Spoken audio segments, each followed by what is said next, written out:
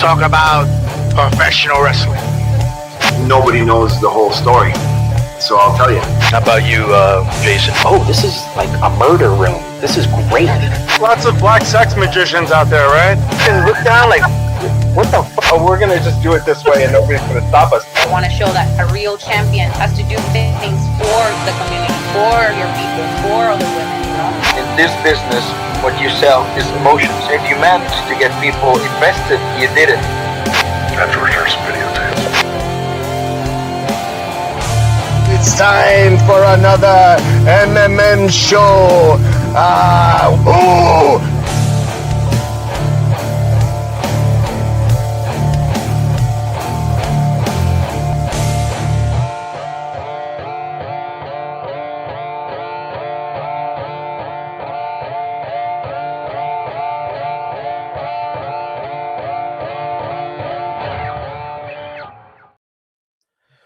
Welcome back to the MMM Show. My name is Tony Allen. You can find me at Tony ST Allen. And with me, Justin Outlaw, right here. Is it right here? Yeah? No. You can find him at Justin Harvey 75. Over here, Bear. You can find him at Bear Brannon. I can. And over here, some here. Yeah. Fresh out of skating at a empty pool in Venice Beach. What? Byron. You can find him at Byron Fever. Why? Because that's the look you have, my man. That's how you look right now. It's just like, you were skating or like skateboarding. Yeah, skateboarding. Yeah. I'm cool. I know how to skateboard. Do you Can know I do how my to pop skateboard? of the week yet? Can I do my pop of the week? I wasn't allowed when you have to, control of the as a show, kid. please. All right. I'm just really excited about my pop of the week. Okay, but we have to. Well, okay, fine. What is your pop of the week, my man? Why you? We're not there yet. That's an hour and a half into the show. We do that. Okay, I'll wait. I'm just Thank really you, excited thank about you. my pop of the week. Right. So we have a lot to talk about. One day, and Justin starts walking all over him. Come on, Justin. Have some manners. He gave me the baton, but not the control. What's the opposite of pop? I forgot. My drop of the week is Justin. Already. See, we're not doing that. You just. Oh, sorry. First. I'll hold on made to it it. even worse. Anyways, well, thank you everybody in the lovely chat for joining us. I know it's late, and we just had an episode of Dynamite, and we're gonna go through a little bit of it because I was kind of busy. Something happened today that makes me really happy. So I was kind of busy trying to get that to happen. Anyways, how do you feel about Dynamite? Was it good? What was happening?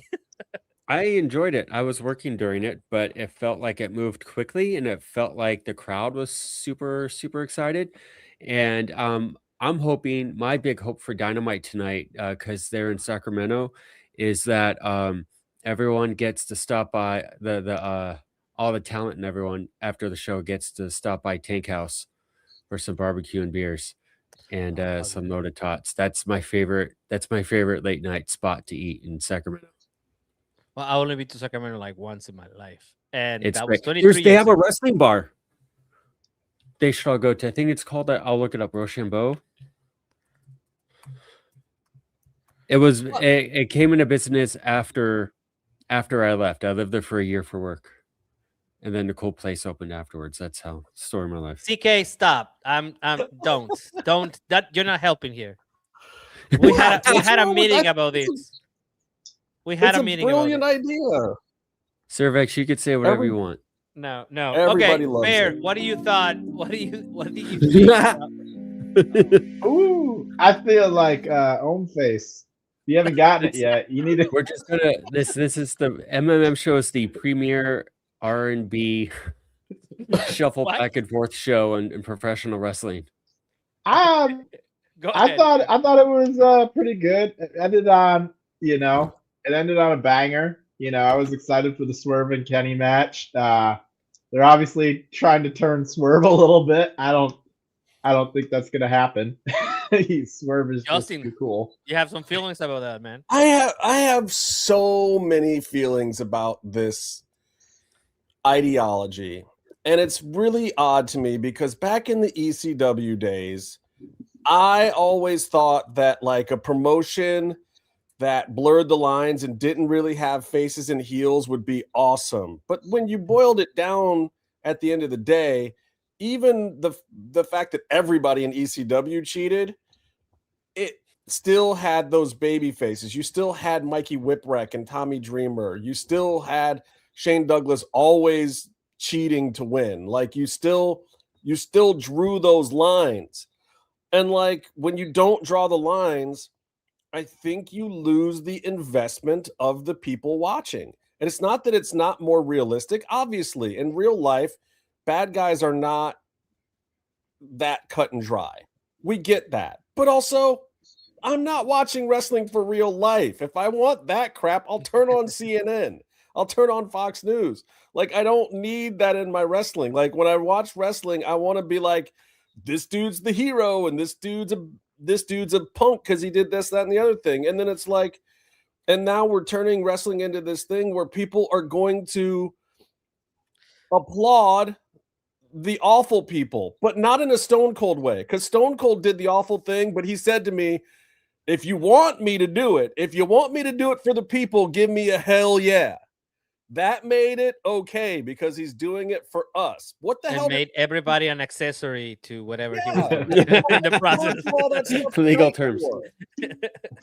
I didn't dislike it. I like seeing Swerve whoop on Kenny and do some dastardly things.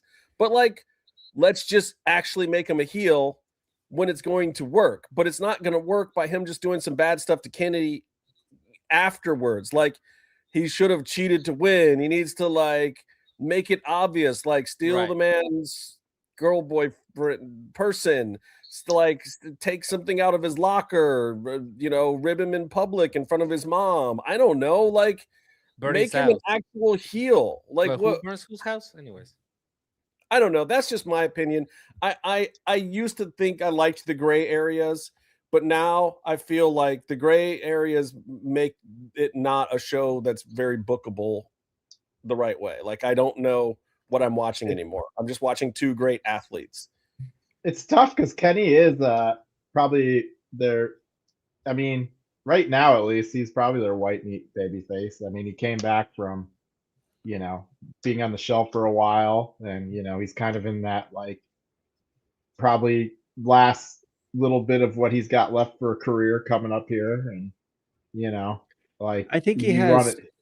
I think he has some time left. I don't think he's at the end, but I do think he can't go as often as American TV wrestling wants you to have a big match. I think, but there's like, if it was me and I was booking, it would be the like, can Kenny still go? And like he's got to dive down in there and find it, and maybe that's what they're setting up. Obviously, I thought that was beforehand when he kept grabbing his stomach after every move. Yeah, but I mean, that was like, he clearly was like, oh, we can't go. But like, now it's like he can go, but can he, he's sitting at like an 8 or 9, but can he hit that 10 to like be, the belt, the belt collector obviously was like here, and I don't think he's delivering at belt collector Kenny right now. And so it's like, can he find that next notch? That was 4 or 5 years ago, my man. So that's I know. That's the crazy thing, though. Can we get Kenny Omega as the ROH Pure Champion, please?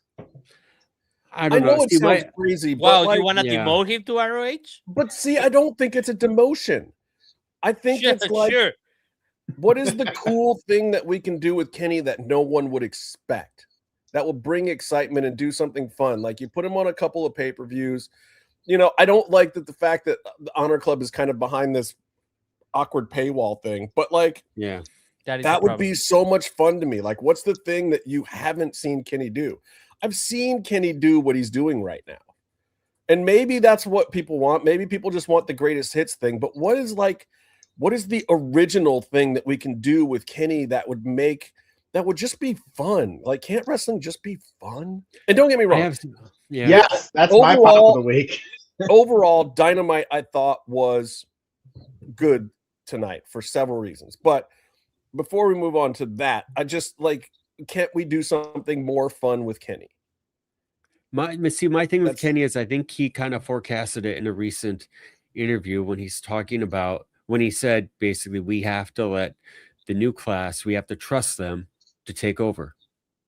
So I mean, it's not like Swerve is entirely new class. He's a former champion at this point, but Kenny puts him over. I never expected Kenny to put Swerve over, Right. especially in his comeback run right now. But I think that's where he's at. I think that's the interesting it doesn't thing hurt he's Swerve doing. at all. I mean, it doesn't hurt Kenny at all. So Yeah, why not? but I think that's the interesting thing that he's doing now is he's going to be a utility player, and he's going to help the upper mid card, the upper card, get to a level where he was at. Well, and Right. he can still put on good matches. You know, I mean, like that's the thing is like he doesn't necessarily have to win to be putting. You know, he can put on a really good match though. Obviously by tonight. You know. Yeah, And I mean, I think he that still means, needs to like- win, but yeah, I I'm just not wanna saying do he the fun doesn't. thing with him. Like I want to put him with Harley Cameron for a run or something as a mixed tag. Like, what is the thing that you would just never expect that would be so much fun out of Kenny Omega? Come, Get look him at the you, Harley Tony. Cameron Tony is rub. like, wait a minute, I'm thinking about it. get it. Everyone wants the Harley Cameron rub. Yeah. If you do a segment with her, you get over, unless you're Unless you're QTV. Oh wow. No, not that. I don't mean it like that. I mean, I was QT making a joke Marshall, about you how heard that? everyone got over doing segments with her except for QTV. I was making that joke. Well, Yeah. before we get to what I want to talk about in this Dynamite, is there anything else? Like I saw a promo by what's his name? By Hook. And Yes. and what do you guys? Did you guys like Wow, that? okay. I was gonna ask. I'm Did you guys like interested. it? I think it's I'm great that he interested. knows how to read. I thought it was Wow. probably his best promo he's done, even if he was reading. It was You the best know. one out of the three. Wow, I mean, he had the potato chip thing for a while. That was cool. Oh, that's but, right. You know, Look, Oh, the potato chip is great. Hook Bring that back. with Lexi Nair and the potato chip thing was actually one of my favorite things ever. And him and Lexi Nair have so much chemistry, but I don't think her 7'2" man really liked them having all that chemistry. So then they had to take science class out of the school. Mm. Okay. I'm curious who they're going. I mean, obviously Joe is what he's hurt or he's filming Twisted Metal or what is he doing? He's not on TV He's for a filming while. Twisted Metal, right? Yeah. Yeah. And Shibata, I guess, is back overseas. So now Hook's like recruiting. I'm curious, you know, because obviously Hobbs left. Oh, You did know, he? Where did he or go? Who's Hobbs? Royce Keys. He Hobbs? was just on Oh, yeah, You know, he I was just really on Stephanie McMahon's podcast, I guess. But I hope Wow. the best for him in WWE. I really do. has It's he just- debuted yet? Sorry, I didn't watch Raw. He did a dark match, I think. but Oh, okay, I'm but he has curious- not been on TV. No, yet. because that's No. what they do. It's like bring them in, debut them, make it huge, and then find out if they can wrestle the WWE style. Because that makes sense. Because yeah. but Look, I'm it's not curious just who's gonna AEW that be- does silly nonsensical things. Sometimes the E does some nonsense too. Well, But- especially this month, they're going to make sure he stays off of TV. well, I don't know. Is he going to be in WrestleMania? He might be in No, a box. he means who because knows? it's Black History Month. So Bear, Uh, don't be so white, man. Sorry. wow, Byron Can't said help that. Jesus, what's going on with this can't- show? I'm never can't gonna be in help it. church again. Anyways, anything else that caught you guys' eye? That Well, I mean, I the- think there's a certain friend of the show that did some stuff tonight that I thought was pretty cool. Yes. I have a question His for name Tony. is Mike Bailey. Can you- Speedball? No.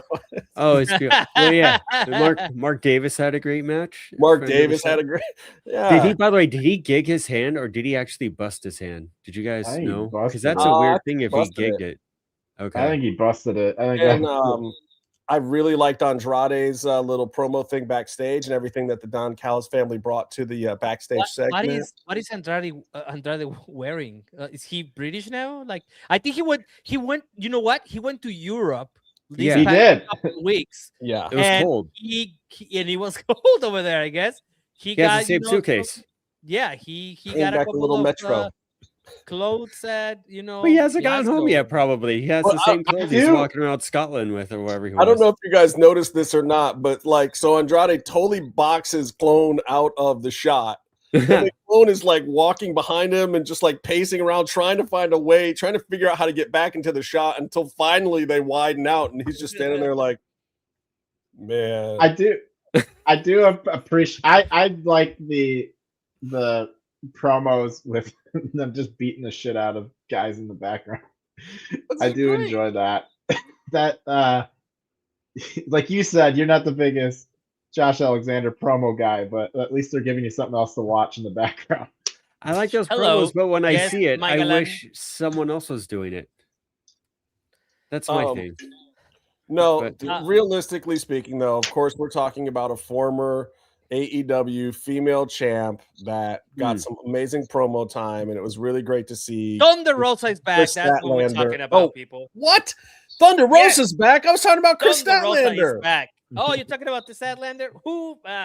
She's gonna be back later. Fat She Daddy. couldn't wrestle. She cannot wrestle, so Thunder had to come here and challenge some people that think they're spiders or whatever. No, I As think Trick it was. would say, let's talk about it. Let's talk about Yeah, it. let's talk about it. Yes. Great promo. People popped in Spanish because they were in Spanish speaking country. Can I ask you? That's a really good Can I idea. ask you? To write in some you Spanish ask? for her promo. No, I love the Spanish promo, and she's great at Spanish promos. Just like when Penta was doing Spanish promos at Lucha Underground, and everyone was popping for it, even people like me who don't understand Spanish when spoken fluently. Like if you slowed it down and only did 1 or 2 syllables, I could maybe keep up. But when someone like that delivers a convincing promo, you know what they mean. But I do have a question for you, Tony, about the specifics. I remember something about Tu Madre, which I understand, but I would like to Your understand the mother or part my mother? before that. No, the words, the promo. He said what she said was, Tecla, I know that you speak Spanish, so I'm speaking directly to you. And then she said, I'm gonna beat we're gonna get demonetized. And we're gonna beat the shit out of you, but in Spanish it will be te voy a partir la madre, which is I'm gonna break your mother in half, which in Spanish means I'm gonna beat the shit out of you. Yeah, beautiful verbiage going on over there. I'm What a gonna beautiful break your language. mother in half. I've said that a few times. Yeah, te voy a partir tu madre. It's just. I've said that to Byron before. It was Why a would different you? context. Wow, that's our fighting words, brother. Why would you say that? I mean, I was trying to fight him across But the what I board. think- What's up? What I think is gonna get people, especially in Mexico, going is that at the end she says, "A mí me gustan las tóxicas," which means that I like the toxic ones. Right. So That was a toxic that's story. gonna I like that. yeah. You got to be careful saying toxic stuff though, because one of them cake having sisters might show up and I think that's a cross promotion thing we cannot do. But I right, would love that's to not see gonna it, happen. though. We're not going through that forbidden door. Okay. So, but don't let me think say so, man. this. So all kidding aside, we were speculating earlier, and we did not know. We had no idea what Thunder was going to be getting into when she went to work today. So we were all speculating. All that we knew was Thunder was going to work, right? Yeah, But that's right. we kind of anticipated some of this, and some of it, and the reason why I'm saying this is because I like it. It makes sense. It makes sense because you look at where Tony and Mina Shirakawa are storyline wise, and you look around with what just happened with Tekla and Chris Statlander, and we kind of guessed it right off the bat of like, yeah, it makes sense to bring Thunder in and put her in that feud, a little bit because she's Stat's last friend. You can't really do it with Willow right now. Willow's got other responsibilities to the company, and she's the face of a 5 different belts or something. thing. So it wouldn't make sense to bring her into this right now. And with Thunder coming back, and and for those who don't know, Thunder and Tekla, Thunder's been wanting to wrestle Tekla. She's been wanting to do a little bit of that Japanese thing that she did way back in the day. If you don't know that Thunder trained in Japan and wrestled in Japan a long time ago, Mhm. Well, that's a champion in Japan too. She's yeah, champion in when they were coming TJPW. up. Yeah. So Tokyo Yoshi Pro. she knows what Tekla's all about, and it just it made sense. And you've watched this show before. You know that our biggest pet peeve is we hate it when things don't make sense. This makes sense. Now, of course, we want to see Thunder totally squash everyone and take the belt and stand on top of all of their heads. And like, I don't know if we're going to get what we want out of it, but at the very least, make it make sense. This so far makes sense. I like where they're going. And I felt that way about the whole show. I like what they did with MJF and Hangman. I'm not thrilled that we're seeing it again at Revolution, but what about the Cody clause? Okay, well, that's where I was getting to. Like, everything makes sense. Even putting the Cody clause in that match to drum up some heat makes sense. However, the Cody clause was a complete fail for AEW systematically, story-wise. So why would you put that in? They lost Cody out of it.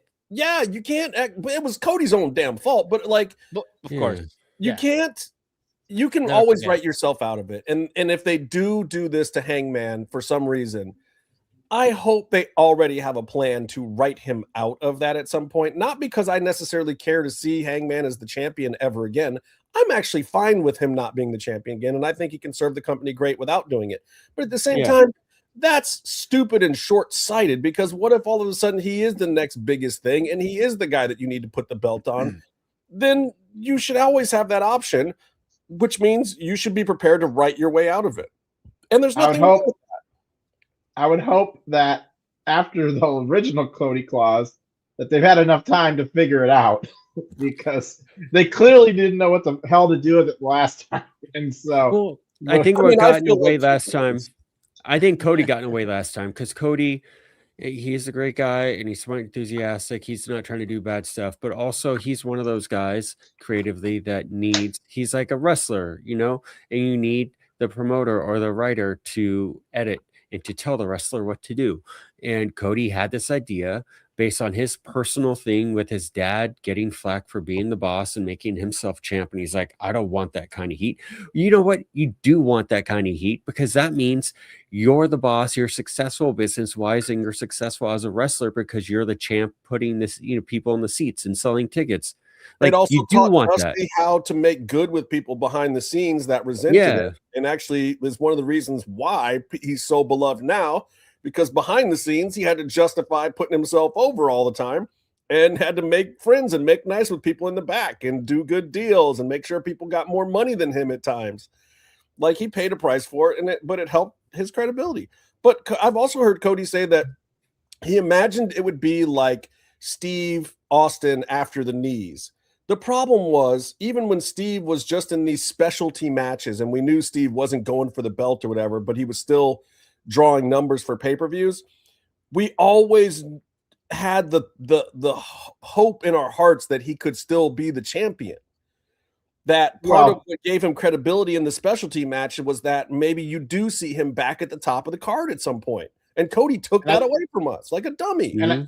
And I think that's a big part of why the fans wanted to see Cody turn heel, because if he did, that would be a good way to get him back to that point. Or he could break his. He was heel. He's admitted. Like, the end of his run, like the year and a half, he was heel. He admitted that. Because that was the only place left to go at that point. Yeah. But what that did for Cody was back at him on the middle of matches. And Brandy was clearly heel. Brandy was, she was put in spots she shouldn't have been put in. And obviously, fans didn't think she was doing a good job because she was put in spots that she wasn't going to do a good job at, considering the alternatives that could have been in those spots. It was, but he was like heel in the same way that like Cena was heel for a while. Like, where like there was a subset of fans that like just did not like the gimmick. You don't mean this last... Like at ECW? No. Like when he was their white hot baby face, but he kept doing the Super Cena thing, and there was a subset. Like, to be fair, like Super Cena was like a face, but there was always going to be a large portion of the audience that definitely saw him as a heel because they hated him. You got tired. You got tired of him getting beat up by Randy Orton for 15 minutes, and he does 2 moves and wins. And so, like, there was a time where I considered Cena a heel. He wasn't. He was a heel in the context of modern day things where heels are cool. Like Cena Yeah. was like a non-cool heel, but playing a baby face for a while. But And like then Cody I feel would like, throw his weight belt in the crowd and they'd throw it back at him. yeah, but he played that same. He pretty much is the same. That gimmick is pretty much the same gimmick that he took to WWE. They just accepted him and that gimmick more, you know. But it's kind of reminded me similar of like the Cena thing, where it was like the crowd really didn't like him, and he was playing the same character. And it's not so much that he changed the character; the crowd just decided that they were. Well, you get over it. tired. You get tired of just it. You don't get tired know. of the yeah. To me, all signs point to MJF has got to make another movie. It's the only long-term booking that actually happens in AEW. The only thing that Tony Khan plans around is he's been given MJF's movie schedule for 2 years and out. Hey, and then he has to maybe basically book around that and Samoa Joe's schedules. And those are the only like two things that you know are going to happen in AEW, which is maybe why Hangman dropped the belt so easily in the first place, because maybe they knew this cycle needed to play out this way, that Joe had to come back, get a little bit of a rub, and the quickest way to do that is put him in the title picture. Then MJF was only going to be back for a limited amount of time. And I don't know this for a fact. I don't know if anyone does. MJF's schedule is very, very hush-hush on purpose because of things like this, because if the world at large knows that MJF has to go off and make Happy Gilmore 27 or whatever, then it is going to ruin the surprise of things like this. But we saw this at Revolution last year, right? Do we really want to see MJF lose to Hangman again? I think they're going to do what's called Waterboy 2. That's what's coming up. So yeah. And I don't know. And just going back to the Thunder thing with the Spanish promo, I gotta say, I've been seeing it a lot. I love it. I love Steph Vicare's promo last week, where she's half in Spanish, half in English. Like, this is the way it always should have been. We've been saying this for a long time, that Penta should have been allowed to do this in AEW year 3, especially. That would have been so fire, because he even back then, like, his English is a lot better now, but even back then, his charisma, people just don't understand. His charisma is so good when he cuts promos. He understands the art of it, regardless of the words.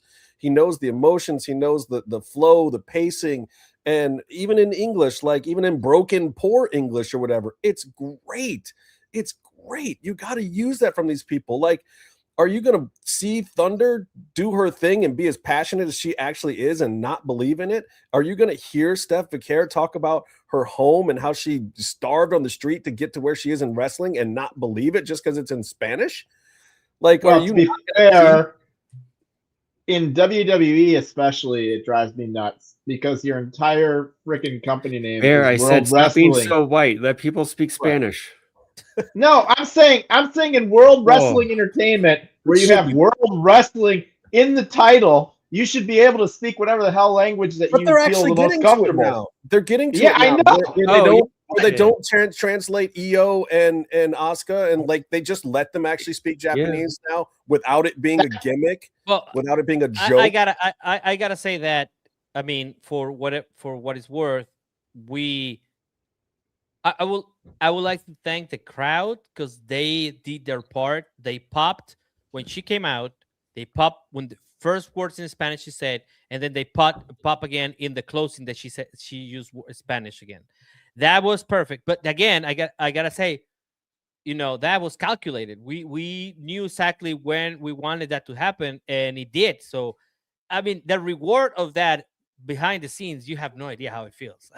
Well, Justin does, but it just how you feel. Like, okay, I'm gonna make them pop when she says this word, and then when she says this word, and it happened. And it is the charisma that Thunder has. It is the passion that she brings when she's speaking, that it doesn't even matter if it's English or Spanish. You get it, but the passion goes up when she uses Spanish, because there are certain ways to insult people in your native tongue that does not translate into English, because for that, as much as I love the English language, it is very limited of what you can say. It's always F this and F that and mother F, and in other languages you can just like I'm not even going to get started on French. Byron I was going to break his mother in half in English before. You don't even know my mother. Poetry. See, it doesn't work, because in Spanish somebody will answer you immediately, "Chingas la tuya."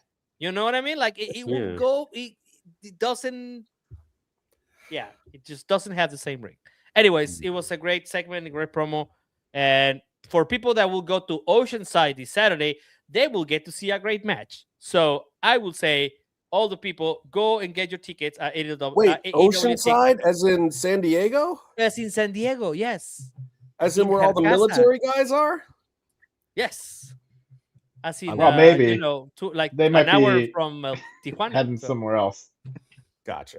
That's All right.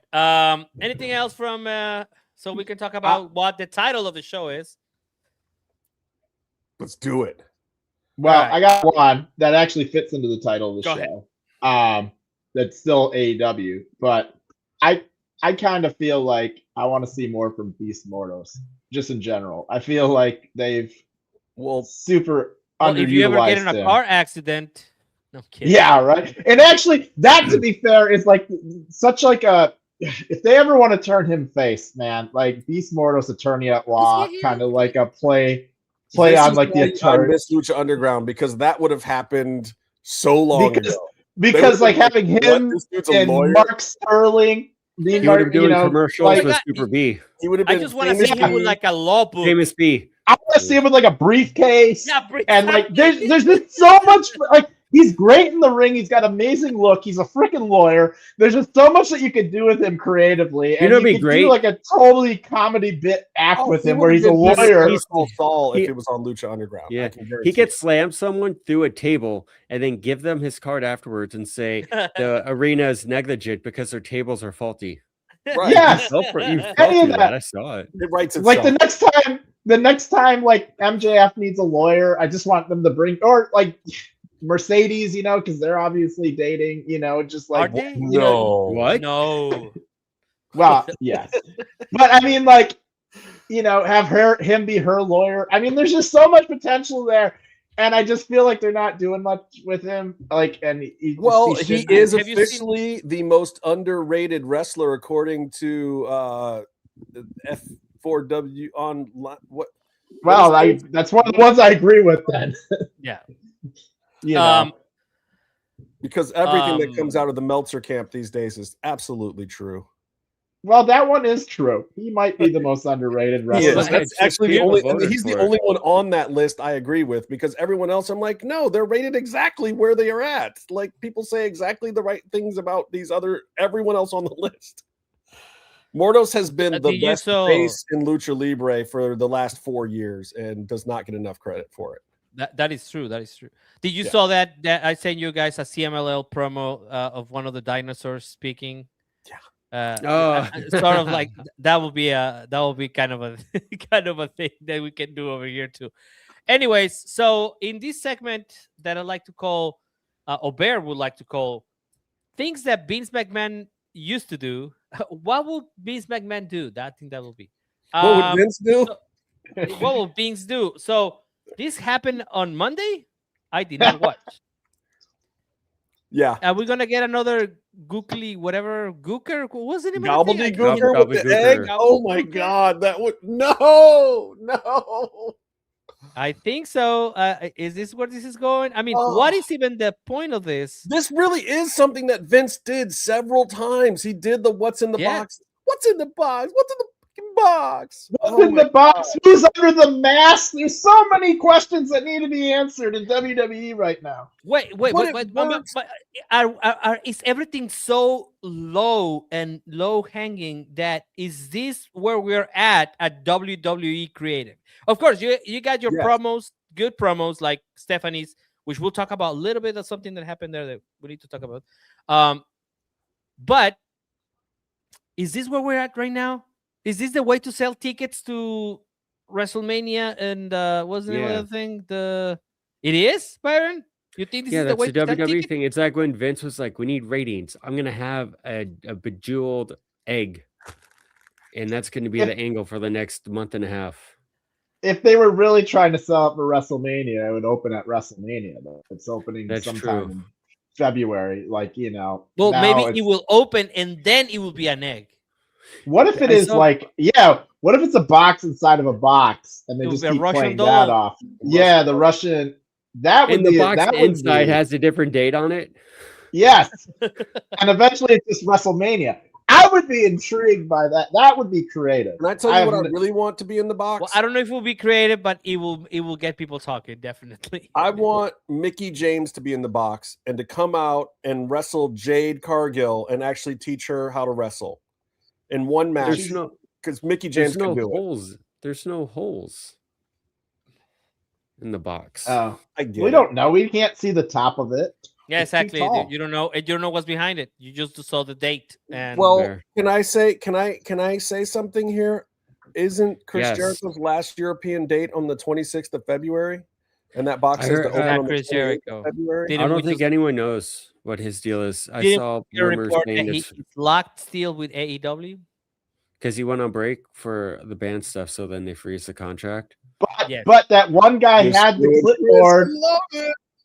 That one guy had the clipboard. You know, the list of Jericho's clipboard. I mean, there's all Maybe the that's what's in signs. the box. Maybe it's just the list and they'll teach it. Or maybe it's the countdown clock to WrestleMania. What is this? A Taylor Swift album drop? I mean, I saw a lot It's of a people Fuzzy on album drop. oh god. I saw a lot of people on the social media hoping that it was Jericho in the box, and also hoping there were no holes or air vents in the Because box. it will be a dick in the box. Nah, I'm kidding. That's my in a box. Maybe it's Uh, Royce Keys is in the box and they're going to redebut him. Here's the thing, though. This dumb crap works. It does. On casual fans, it totally works because it's TV 101. It gets you to ask what is going to happen next. And it's one of the fundamental things that AEW misses out on. Like, as much as we love Thunder's promo today, there's no mystery there. What's going to be next is she's going to wrestle Tekla, and Chris Statlander is going to try to heal up, and then she's going to try to wrestle Tekla, and everyone's going to try to wrestle Tekla to get the belt, and we're going to have banger 5-star matches. But that isn't mystery. That isn't drama. That's just Episodic tension and television. resolution. It's missing certain fundamental steps of storytelling. Now, I'm not saying this isn't low-hanging fruit. I'm not saying this isn't, a book that should be in the kids section of the library, but at the same time, it is actually A to B to C storytelling, which AEW misses out on a lot of times. Like, there's some logical progression here. You're building interest in the audience, and then you'll give a payoff. Whether or not the payoff's good doesn't matter. But we've got a masked man, and we've got a box that says don't open until we're in Chicago. And then he sent it over to, which I thought was funny too, like Pierce sent it over to Nick Aldis, like, That was just funny. addressed to WWE, not addressed to me. So send it to Nick, whatever. Is There's the guy somebody that still was wearing a online. mask? Yes, yes. One of the things that I read online with the box that would be funny is then if Nick Aldis sends it to NXT and then eventually it gets sent down to AAA. And then- I think what it really is going to be is the corpse of Rey Mysterio from when he jumped off of Titan Tower, and then we find out the current Rey Mysterio is just a clone. It's the same guy who was Ultimate Warrior 2, but now he's Right. old and shorter and smaller.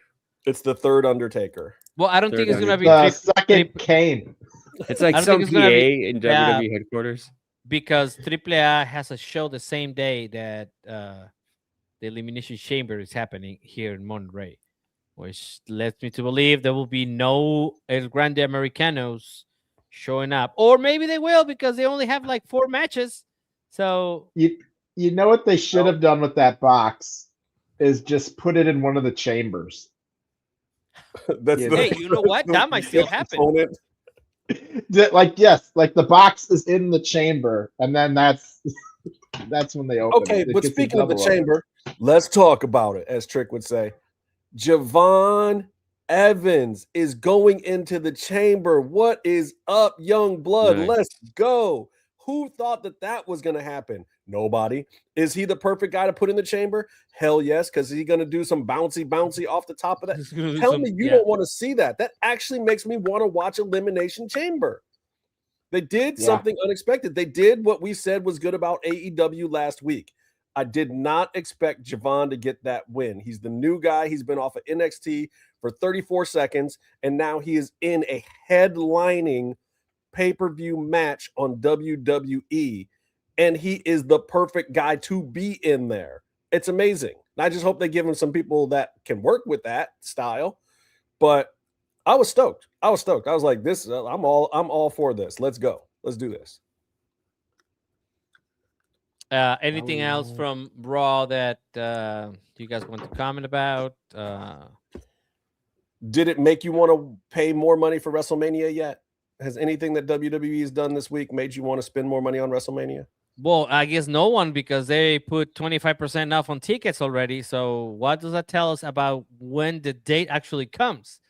We said it last week, bro. And then 2 days later, 25% off on Valentine's Day. The next day after we mention it, that's exactly what happened. Like they're like, oh yeah, nobody's coming, so I guess we gotta put something here. I mean, at this pace, they're gonna be 75% off. That's what you said, right, Justin? I don't know, guys. It's looking maybe they'll bring back friends and family comps just to fill the place up. How big is that? Where is it? I don't even know where it is. Las Vegas. So was it a bad, like what I was thinking back then when they announced they were gonna change back to Las Vegas?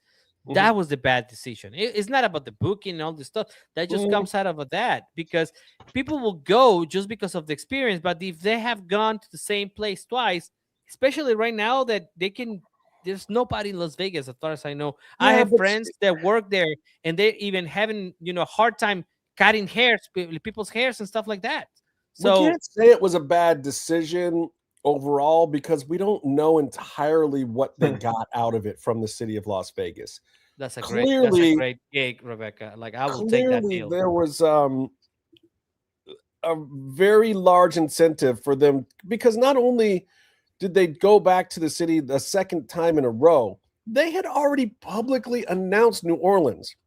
Right. And New Orleans is a big money-making city for WWE. And for them to do that and to risk pissing off New Orleans to take it away from them after it was publicly announced, there had to be some pretty heavy incentives and reasons for the WWE to do it. And all of the business side of it's not clear.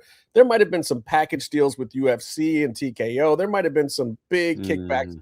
They might be very easily making a considerably larger amount of money by having done this. And I'm not saying that makes it the right decision. I'm just saying there had to have been certain factors that we are not clearly aware of for them to do something like that, because otherwise it made no sense. Something had to, at least that day, have made it make a lot of sense, because they went really far out of their way for this. This was not an easy call or decision, and they had already made a different decision. Usually when this happens, like, well, just to mention an event that happened like that, there was supposed to be a Chiefs Rams game in Mexico City. I think it was back into 2019, 2021, something like that. I forget exactly.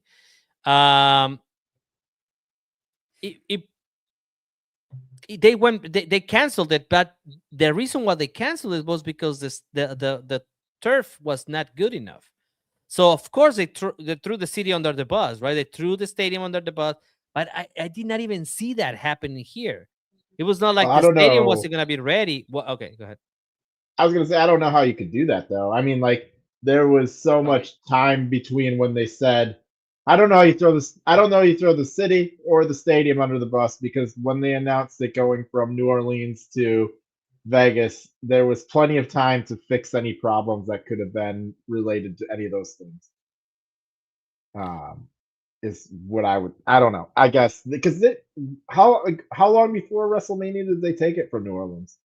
Justin, I think you're muted, by the way, bud. He's talking to somebody else right now. Oh, okay, cool. Is it Tony is going to be at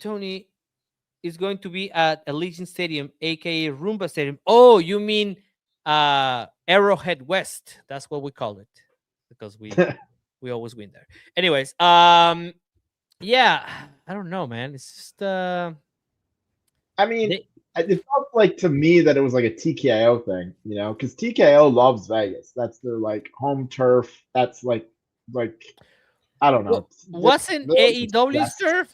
I mean, didn't they do all these shows in Double or Nothing? I mean, it was like most of the shows were Las Vegas themed. Like that was the Yeah. you had the And stack of then chips and stuff like that, and then they're like, nope, it's us now. well, TKO is so prior to AEW.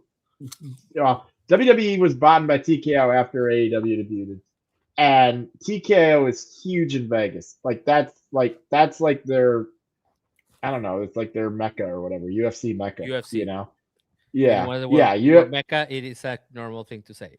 Don't worry, you're gonna be okay.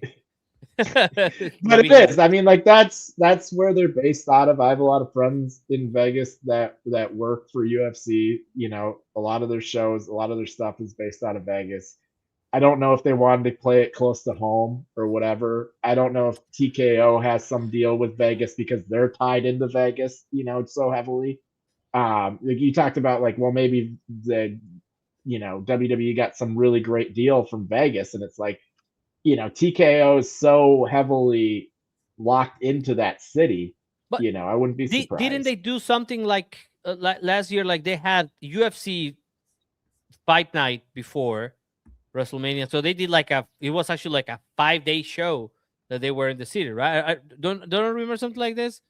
I mean, so it like economically, if they rent one space for all the, you know, for all these events, and you know, they make a killing at the end of it. Even if they don't sell out, they will. It will just not be a lot of money. I mean, they will sell every ticket. It was short-sighted at the price.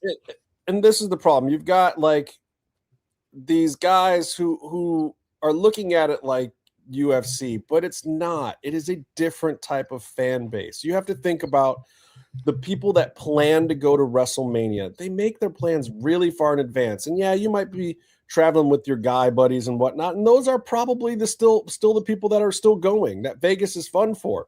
But is Vegas fun when you're taking the whole family? You know, and especially last year, it was on freaking Easter. Like, I do Vegas on Easter, and then this year, it's not on Easter, but at the same time, it's around that time of year, and like families going back to Vegas the second year in a row.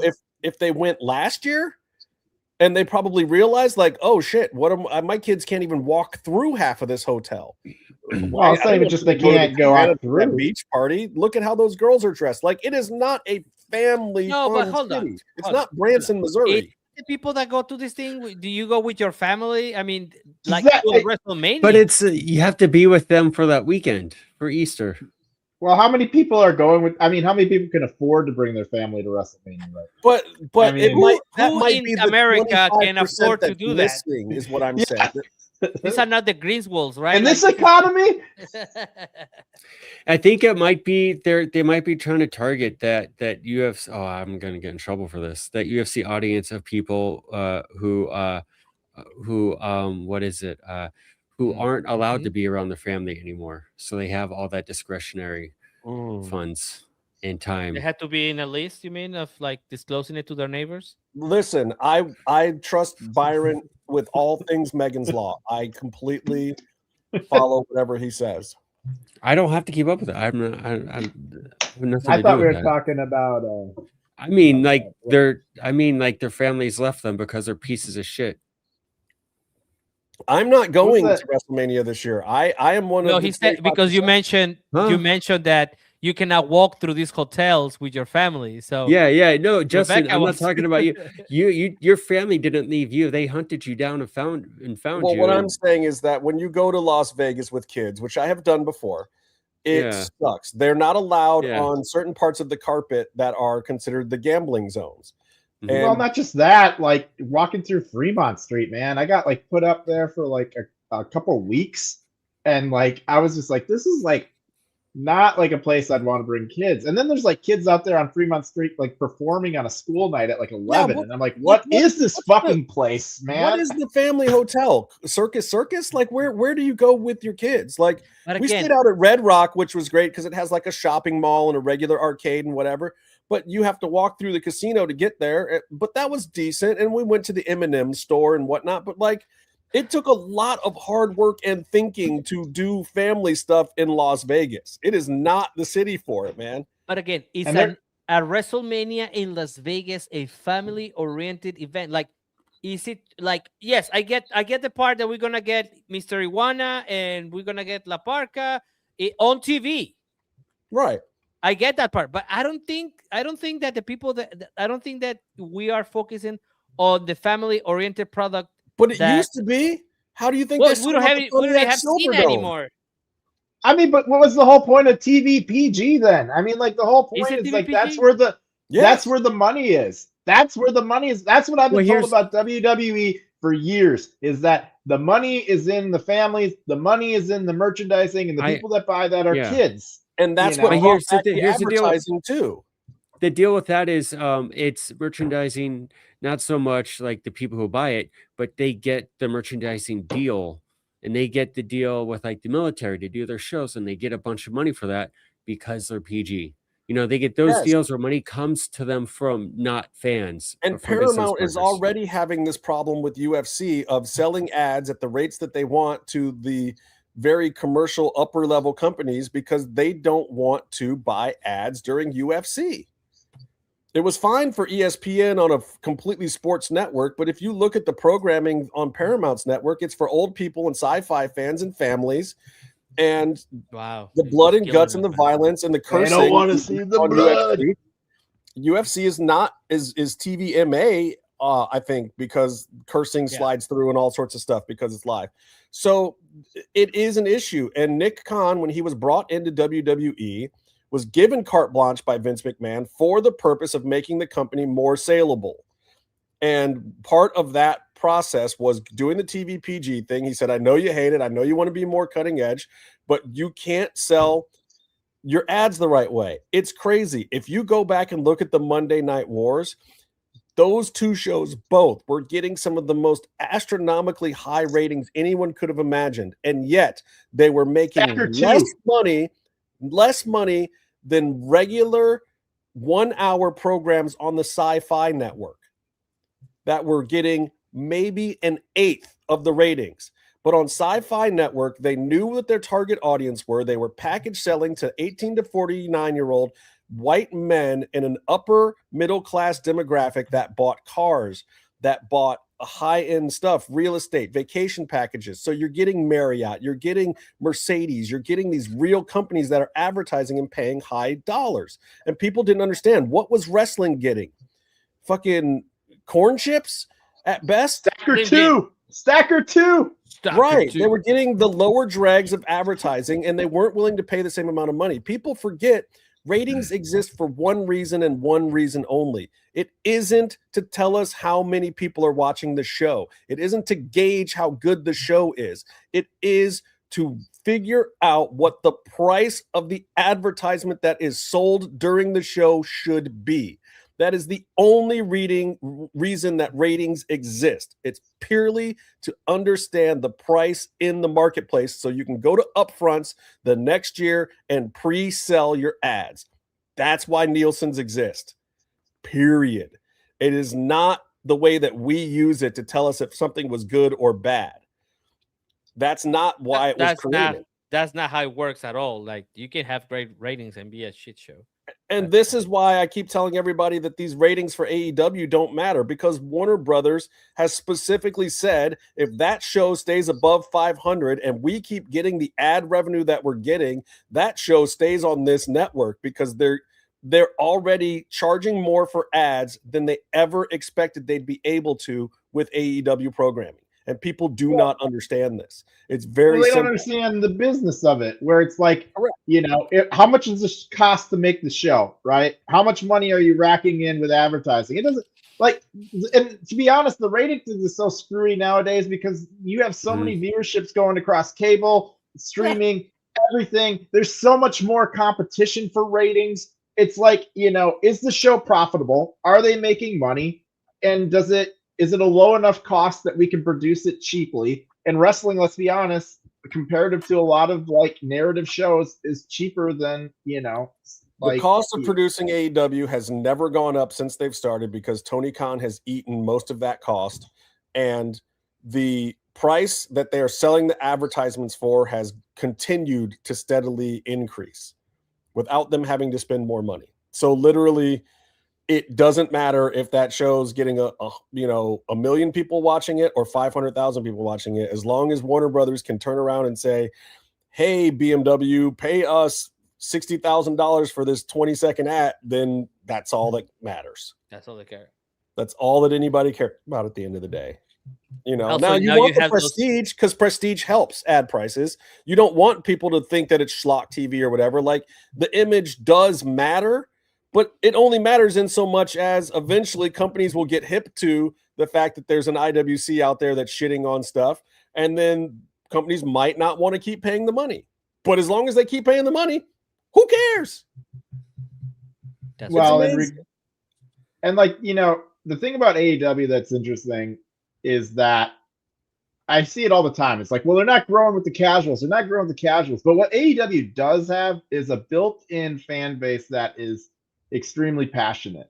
They will buy the stuff. They will tune in. They will do it. And there is a core group of sickos that are going to be there week in, week out that you can count on. And not every... It'll be really interesting, to your point, the next generation of fans, because WWE has been such a family, such a generational fandom, and they're beginning to push them out because, like you were saying before, you can't afford to bring your kids to a WWE show anymore. Well, WWE is getting it wrong though, because they are doing they're breaking the cardinal rule, which is their partners aren't happy. ESPN is not happy with this deal. Maybe Netflix is. Netflix is probably getting what they want out of it, but ESPN isn't. And what does that do to the wrestling business model if all of a sudden your pay-per-view PLE thing, the thing that as fans we've all learned drives the storytelling, if that one piece of the puzzle becomes weakened and dilapidated, I mean, ESPN's own writers are giving pay-per-views on their system C-minuses. Well, here's what happened with that. Immediately, the quality of those shows started to go down. Second, the value of what you get for those shows went down. They touted, oh, we're only going to put 5 matches on a pay-per-view. That way you don't get tired. Okay, that's great. But I want my money to have value that I spend. So give me, if I'm tired, and I pay for it, I'll watch the second half tomorrow or whatever. Don't give me something that's about the same or worse than your weekly show for $30. Also, the value is already established as $9.99 a month for the network, which the WWE network was amazing. It's sad that it's gone. And then it went to something else, Paramount, or it went to Peacock for the same price. Yeah. Right. Or you could pay a little bit more for no ads. And you would get the whole thing. You could pay less. If you wanted ads, you could either pay less than the $9.99 and get ads and all this other content, or you could do what I did, which is I stayed at the $9.99, and then I got everything ad-free plus all this extra universal content. It was an incredible value, incredible deal, and you didn't feel like you were spending a ton of money because you bought a streamer, and then you just got to watch the monthly or whatever bi-monthly WWE pay-per-view show. Right. But on top of that, there's what is it? Oh man, I'm too upset. Oh, also, as soon as the deal happened, and they're like, "Oh, all these things making me upset." They're like, everyone's saying, "Why would I pay so much more for the same thing? Why?" And you get less. You don't even get the whole Peacock network. But for isn't it. so? But Stephanie McMahon came out and said, "Just get a VPN, guys. It's fine." Yes. It's fine. It's like, oh, you're screwing over your business partner 5 different ways. Of course, they're not happy. They're not good. They didn't get increased VPNs and whatever. Everyone else made money. I did exactly this for my Cleveland Browns. I just listened to games on XM. I'm not getting the Sunday ticket. Yeah, well, would you want to watch those guys play? Anyways. That baseball thing. But I guess it makes it easier when your team is the Browns. But the thing is, Barry, I know you have something to say, but no, it's all good. You guys think that WWE or TKO is now thinking we have the brand name, We have the Royal Rumble brand name. We have the WrestleMania brand name. We have these pay-per-views that we have established. So now we're only making 4 matches because we don't have to worry about people watching. And I know this is the wrong approach, but you think that's the mentality here? Or, I mean, this is going to kind of segue in what I was going to say. If you have 5 matches, they better be fucking good, you know? And I'm looking at the pay-per-view right now, and you have CM Punk versus Finn Balor, which I think, like we've mentioned on the show before, we're pretty sure who's coming out of that match. You know, it could be a good match, but, you know, there's no way Finn Balor's coming out of that, you know? You have this Becky Lynch versus AJ Lee match, and from everything that I've kind of seen and heard on it, it's been kind of underperforming, you know, in terms of like people really wanted AJ Lee back, but now they're kind of like, she was kind of a big fish in a small pond during her era, you know? And then you have the 2 elimination. Chicago, though. Yeah. But like that's fine. For your live show, it's going to be a pop in Chicago. CM Punk's going to pop in Chicago. But we're talking about pay-per-view buys. I don't care if somebody's popping in Chicago, you know. And then you have your 2 elimination chamber matches. And right now you have 4 matches. That's all. They might add a 5th match, but you have 4 matches. You know, you have 4 matches for this pay-per-view, and then you know you were saying, I wonder who Javon Evans is there. You know, right now it's Randy Orton, LA Knight, Cody Rhodes, and then 2 TBD in that one. And, you know, in the women's side, it's Tiffany Stratton, Rhea Ripley, Alexis Bliss, and Asuka. And it's just like, I don't know. I mean, those elimination chamber matches better be really good, because if you're only going to do 4 matches or 5 matches, then every one of those matches better have a really fantastic story. And every one of those matches better deliver, because you have no room for error. You know, if one of those matches sucks, that's 20% of your card, you know? I think to your point, as a company, AEW celebrates their fans and their fans being fans of their product more than WWE. And there's a lot of discussion over whether or not they deliver or do a good job or anything, but you get the feeling that AEW does want to do a good show for their fans, and they want their fans to have a good time. I think they genuinely do. And again, effectiveness of the quality of programming can be discussed, but WWE seems to, and maybe just because it's been around forever and maybe we're kind of jaded on the whole thing and their whole act, but WWE seems to have contempt for their fans and a stubbornness, and also like they talk down to their fans. Like, you know, the whole new era thing, part of that is, thinking, the fans will buy it. We'll say the thing that we say, and then they'll buy it again. It's, and like the whole thing, how they're touting, we only need to do 5 matches on a pay-per-view. And again, to my point before, we're paying for that airtime.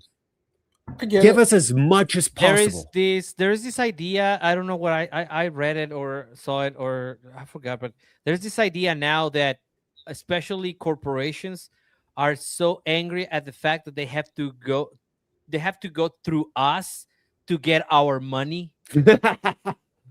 Right? Like they will just wish they could just like take the money instead of asking you, just like take it. And I think this is the same mentality right now that they have, right? Like they just like, man, okay, put on 4 matches, whatever, man. Just I don't know, CM Punk, whatever. Just do it. Put them on the. You have to buy Royal Rumble, man. You like this? You be liking this for your full life? Yeah, look, I'm going to defend Triple H because I don't think people understand. Let's mute his mic, kick him off the stream. Wrong take, but go ahead, man. No, and I'll tell you why it's the right take, because I still believe Triple H has the right ideas. But here's what happened to Triple H that people forget. Triple H had his board shares taken away from him to stay. They wanted him off the board on purpose, and they've been dangling it in front of him to get him back on the board. He has to be a puppet for TKO. When he says this new era crap, it's not for us. He's not saying it for us. He's saying it for them. I think we know that the guy does actually know what he's doing. We saw it with the black and gold.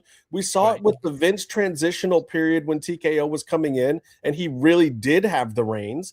But sadly, what everyone has to understand now is that ever since WrestleMania 40, Triple H has not really had the reins. He's trying to work himself back onto that board, but he had to prove that he could stay clear of the whole Vince Janelle crap. He had to prove that he could do the job. He had to be their corporate shill. He's getting his paycheck or whatever. But if he wants to be back in at the top level, like where he was in the Vince era, if he really wants to be WWE's Dana White, where he has a real amount of control or say so, and he's back on the TKO board of this thing, he's got to play ball with these fools. He's got to do this stuff. People don't get it. That's what happened with the Rock and Mania last year. It wasn't Triple H. It wasn't that. John Cena wanted to go a certain way. Though. My complaint is the brand. It's I know. not Triple H. It's not. Because I know Triple H is, I mean, and I have my thoughts on his booking and his storytelling and how he's been effective on the bigger scale. But I think he's still one of us. I think he's still a wrestling fan more than he's anything else.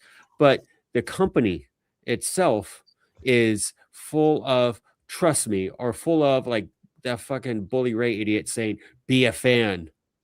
I'm being a fan.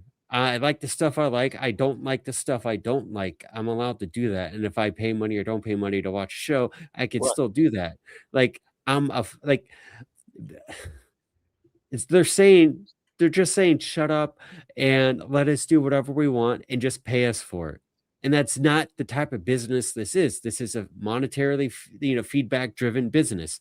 And if it sucks, if it's not worth our time, then we don't invest ourselves in it anymore as fans. So you got to appreciate and take that part of the relationship seriously. And as a company, as a brand, WWE does not. I agree. Well, and they've historically not done that.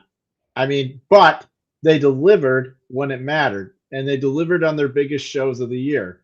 I mean, historically, there was the shows that you watch, they would go through long stretches where it was crap. And there was the Vince era had plenty of times where it's like, we're going to force a storyline or a character down your throat and push them in the way that we want them to push, regardless of what the audience says, and people still tuned in and watched, but it's because the big shows, when it mattered, they hit. And, for the most part, you felt like it was worth it to get to the Royal Rumble and to the WrestleManias. And I think going back to the discussion last week, I don't know, the Royal Rumble felt kind of meh. The Elimination Chamber is shaping up to be kind of meh. And, we'll see with WrestleMania. There's like maybe one match right now on WrestleMania that I really want to see, but that's 2 nights. I'm going to give 2 nights away to watch what they got right now. Probably not. So right now, what is there? It's like the string of pay-per-views, so PLEs. What the fuck? What do you call PLEs? Fucking premium live events. They want to rebrand everything. Well, also, it's whatever. You're gonna be innovative. Anymore. Yeah. I mean, they're pay-per-views. I'm still paying for them. Anyways, the string of PLEs, has any of them have been good since WrestlePalooza? The one after I thought was good. Yes. Which was? Fastlane. I don't know. That wasn't Fastlane. See, that wasn't that I don't know great. what the names are. I can't even remember your house, bro. Survivor Series. I know it's in your house. Yeah. No, I know Royal Rumble. I know SummerSlam, and I know WrestleMania. Okay, what do you need from me? It was Survivor Series. Survivor Series. That was the one that had the terrible women's match, though. And you can't underdeliver if you're going to only have 5 matches. But they ruined the Survivor Series brand a long time ago. It used to be, I remember I watched one show way back in the Hogan Warrior era where you have all of the matches. They're all Survivor Series matches, elimination tags, right? And then the winners of each match, the surviving members, go to do one final match. And it was like 15 heels versus Hogan, Warrior, and like Tito Santana. So like Tito gets 1 pin and then he gets beaten because it's not his show. And then Warrior and Hogan beat like 20 guys. I don't know. But that's fun. That's stakes. And each match did have their own story. Now it's whatever. And then they did, cage matches this time around too. So they're just like, let's And put then it's right a gimmick after show. that, That's the and gimmick. all the stuff that they built us up to, we went through that period where they changed every single belt in the company to somebody different. Yeah. Which we have now completed with Cody having dropped to Drew. I think now officially every single belt has changed hands since November. Right? Sorry, I was. Well, I'm Jade trying- didn't change her belt, right? She hasn't even defended. But she hasn't. She also hasn't defended that belt. So Hey, but by the way, that match last I'm week sorry. was No, probably she did. She that- defended it against Chelsea. No, well, okay, but last week she defended it, and it's actually a semi-decent match for Jade standards. Well, she's not a bad worker, I don't think. She wasn't when she left AEW. She's not a bad athlete. She's a bad worker because she doesn't have the skill to call a match or to have a very deep move set or to understand the pacing. Somebody else has to be in there that can do all of that stuff. All right, before we move on, I want to mention something. Finally, because I am in Mexico and sometimes addresses get complicated, I got my stuff from Homeface. Cue the music. No, wait. Oh. He's going to do the thing with the music. I'm just going to say, I'm very happy that I got it. I tore open this thing. I did an unboxing that will be on my Instagram tomorrow. Oh, rad. Don't put on the music yet. So oh God, okay, fine. I'm gonna be traveling. It's gonna be summer here in Mexico because summer starts in February in this country. I don't know if you know this. Oh God. And lyrics now. Jeez, it's so distracting. Anyways, I'm gonna be using this for real because I do travel a lot, as some of you know. Travel to wrestling events in Mexico and the UK, and this is the perfect size for the products, so I can travel easily with them. Because in the airport they don't want you to take those. I don't know why they still have those things for 2001. I don't know, but this is the perfect travel size.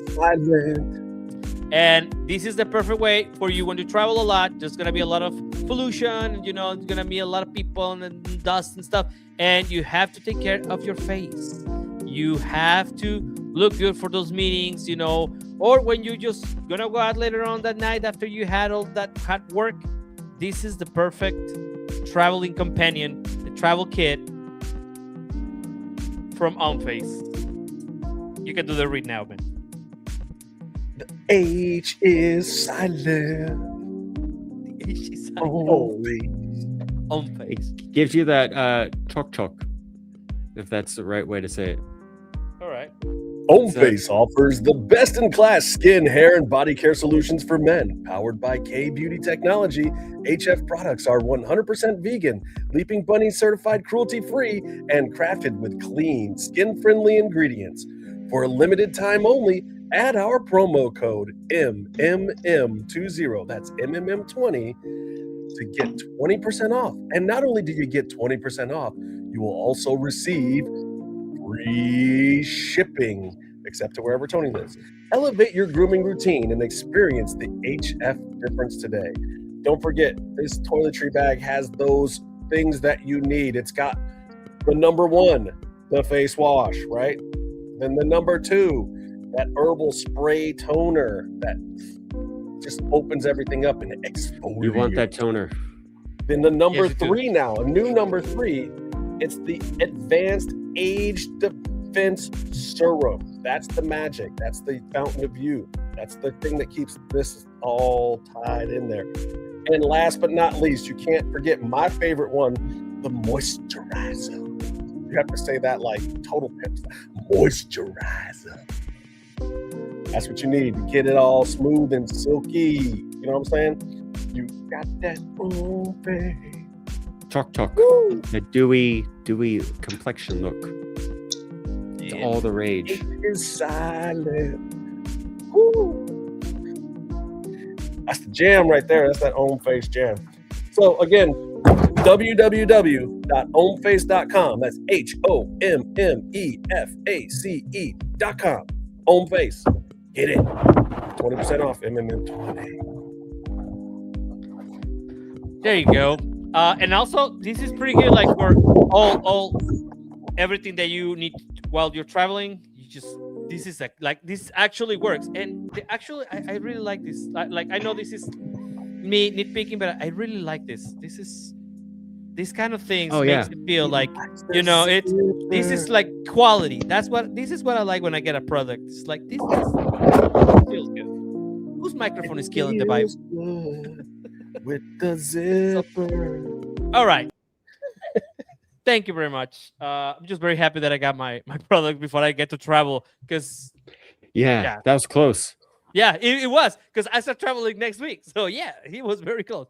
Anyways, so we have a new so we sent a reporter down in Australia. Where's he at? Hold on. He's got to show up to introduce him, right? That is right. Hold on. Where is he? You just have to click on this thing, brother. Man, look, he better show up. I had to pay 23 guys to dig that tunnel into that friggin' arena to sneak him in. And if you guys don't know about digging tunnels, man. Well, I'm Mexican. We know what digging tunnels. Oh, you're talking about digging tunnels again? Every day. Man. All right. So welcome to the show. Oh, this is his debut on the main show. On the big show. On the big show, yeah. That's what Byron is walking Byron out. just quit. Byron was like, F this, I'm like, out. Fuck this. All right. Well, it's the big show. It All is. Oh, why is Byron bringing a cat to the show? All right. that's our Ladies and reporter. gentlemen. That's our secret reporter. Ladies and gentlemen, Comatose on the show. Toasty. What is up, Comatose? What you doing? Woo. Finding that real nice. He's got the big belt. We're gonna have to put Well, some on the big show, on the big show now. So you know, got to do the big things for the big boys. Well, hey brother, how you doing? I'm doing well. I'm doing well. Actually, isn't like midday over there? Yeah, it's 3:00 in the afternoon over here. So it's yeah, getting there. All right, so you went to the shows, to both shows actually. Yes, sir. So, and I would like to know, what was it like live, and what is your main takeaway? Was it a fun show? There's some conflicting anecdotes that what happened on the house show. So we're gonna focus on that later. But first, how was it live? How was the reaction? How was getting there? You know, what was the people's vibe and all that stuff? How do you feel? First of all, was this your first AEW show, or was it like second time?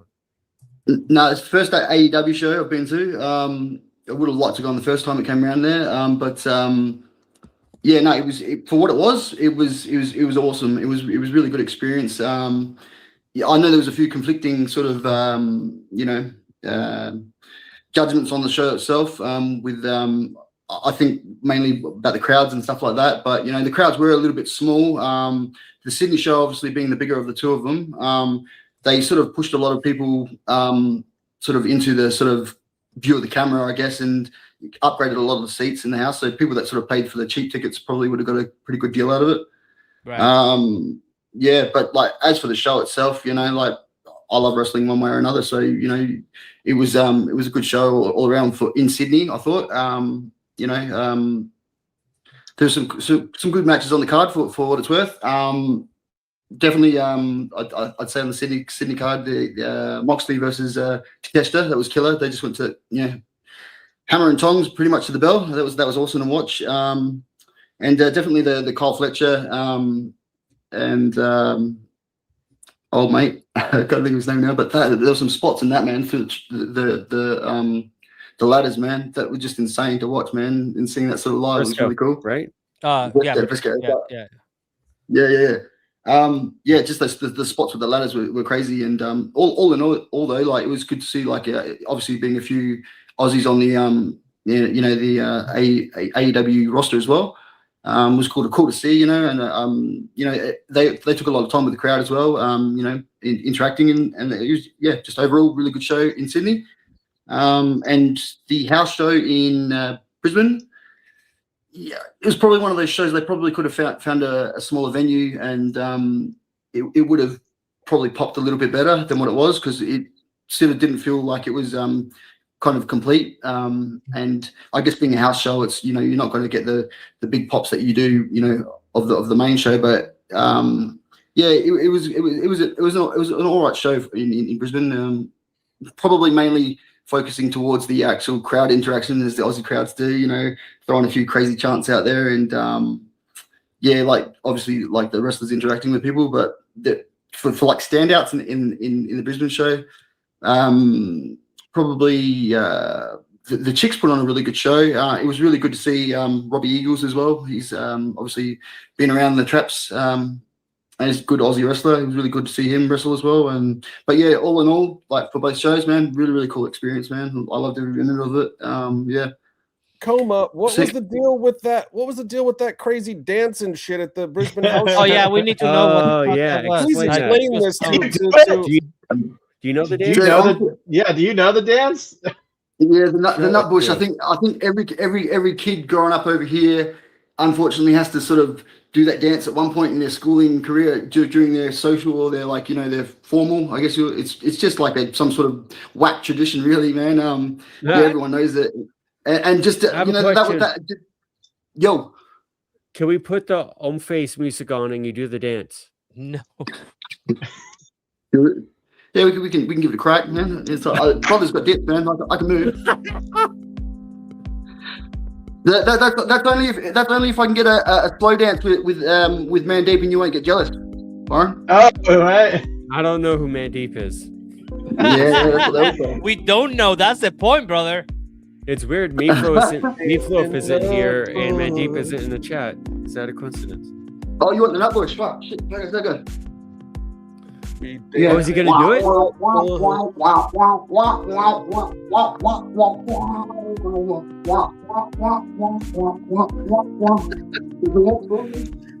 what you're getting out of me. Yeah, no, I've got moves. I can't show you them all at once,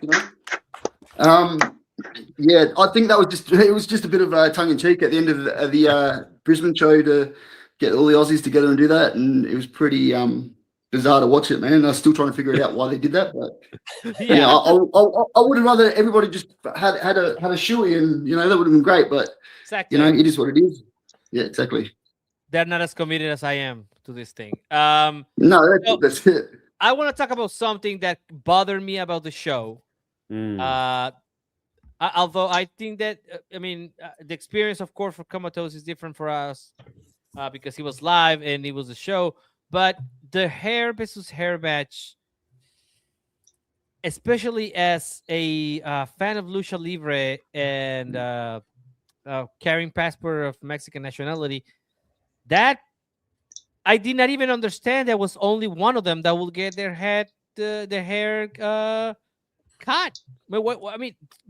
Was this not advertised previously? What the person taking a pin was going to get the haircut. It was really weird because like the match cards didn't really come out until 24 hours before the actual event sort of started. So we really didn't know what we were in for. We sort of had half an idea, but when I sort of had an idea when they said hair versus hair, and I don't know. I think it's a really whack stipulation, man. It's been done, and it's just leave it in the past, man. I think they should have died with Donald Trump and fucking McMahon, really. But yeah, it was. You know what? The best thing to come out of that was the next night in Brisbane, where the crowd just started, chanting up, "Where's your hair at?" to Yuta, like in the tune of the Basement Jaxx song. So it was kind of cool. Okay, that's pretty. Fun. Cut the Aussie crowd to get behind it, but yeah, it was. That is the saddest part of this. I think that is the only references we have that Beans versus Donald Trump's match. It's like can't American companies make the hair versus hair thing work? Has it? Kurt Angle. Have they done Kurt it? Angle had a good one. Who? Kurt Angle. Oh, Kurt Angle. Yeah, well. There's been a few of them, but anything, but it would be like me having a hair versus hair match, brother. Like, what's the point of that? Well, he did have hair. That was his transition into bald. Yeah, but that's what I mean. It tongue in cheek worked, and then he showed up. Didn't he show up like the next day with like a wig and like a headband? Yeah, no, like amateur wrestling, the dark face Gremlin gear. Why not? I don't understand why Tony didn't lose her hair there.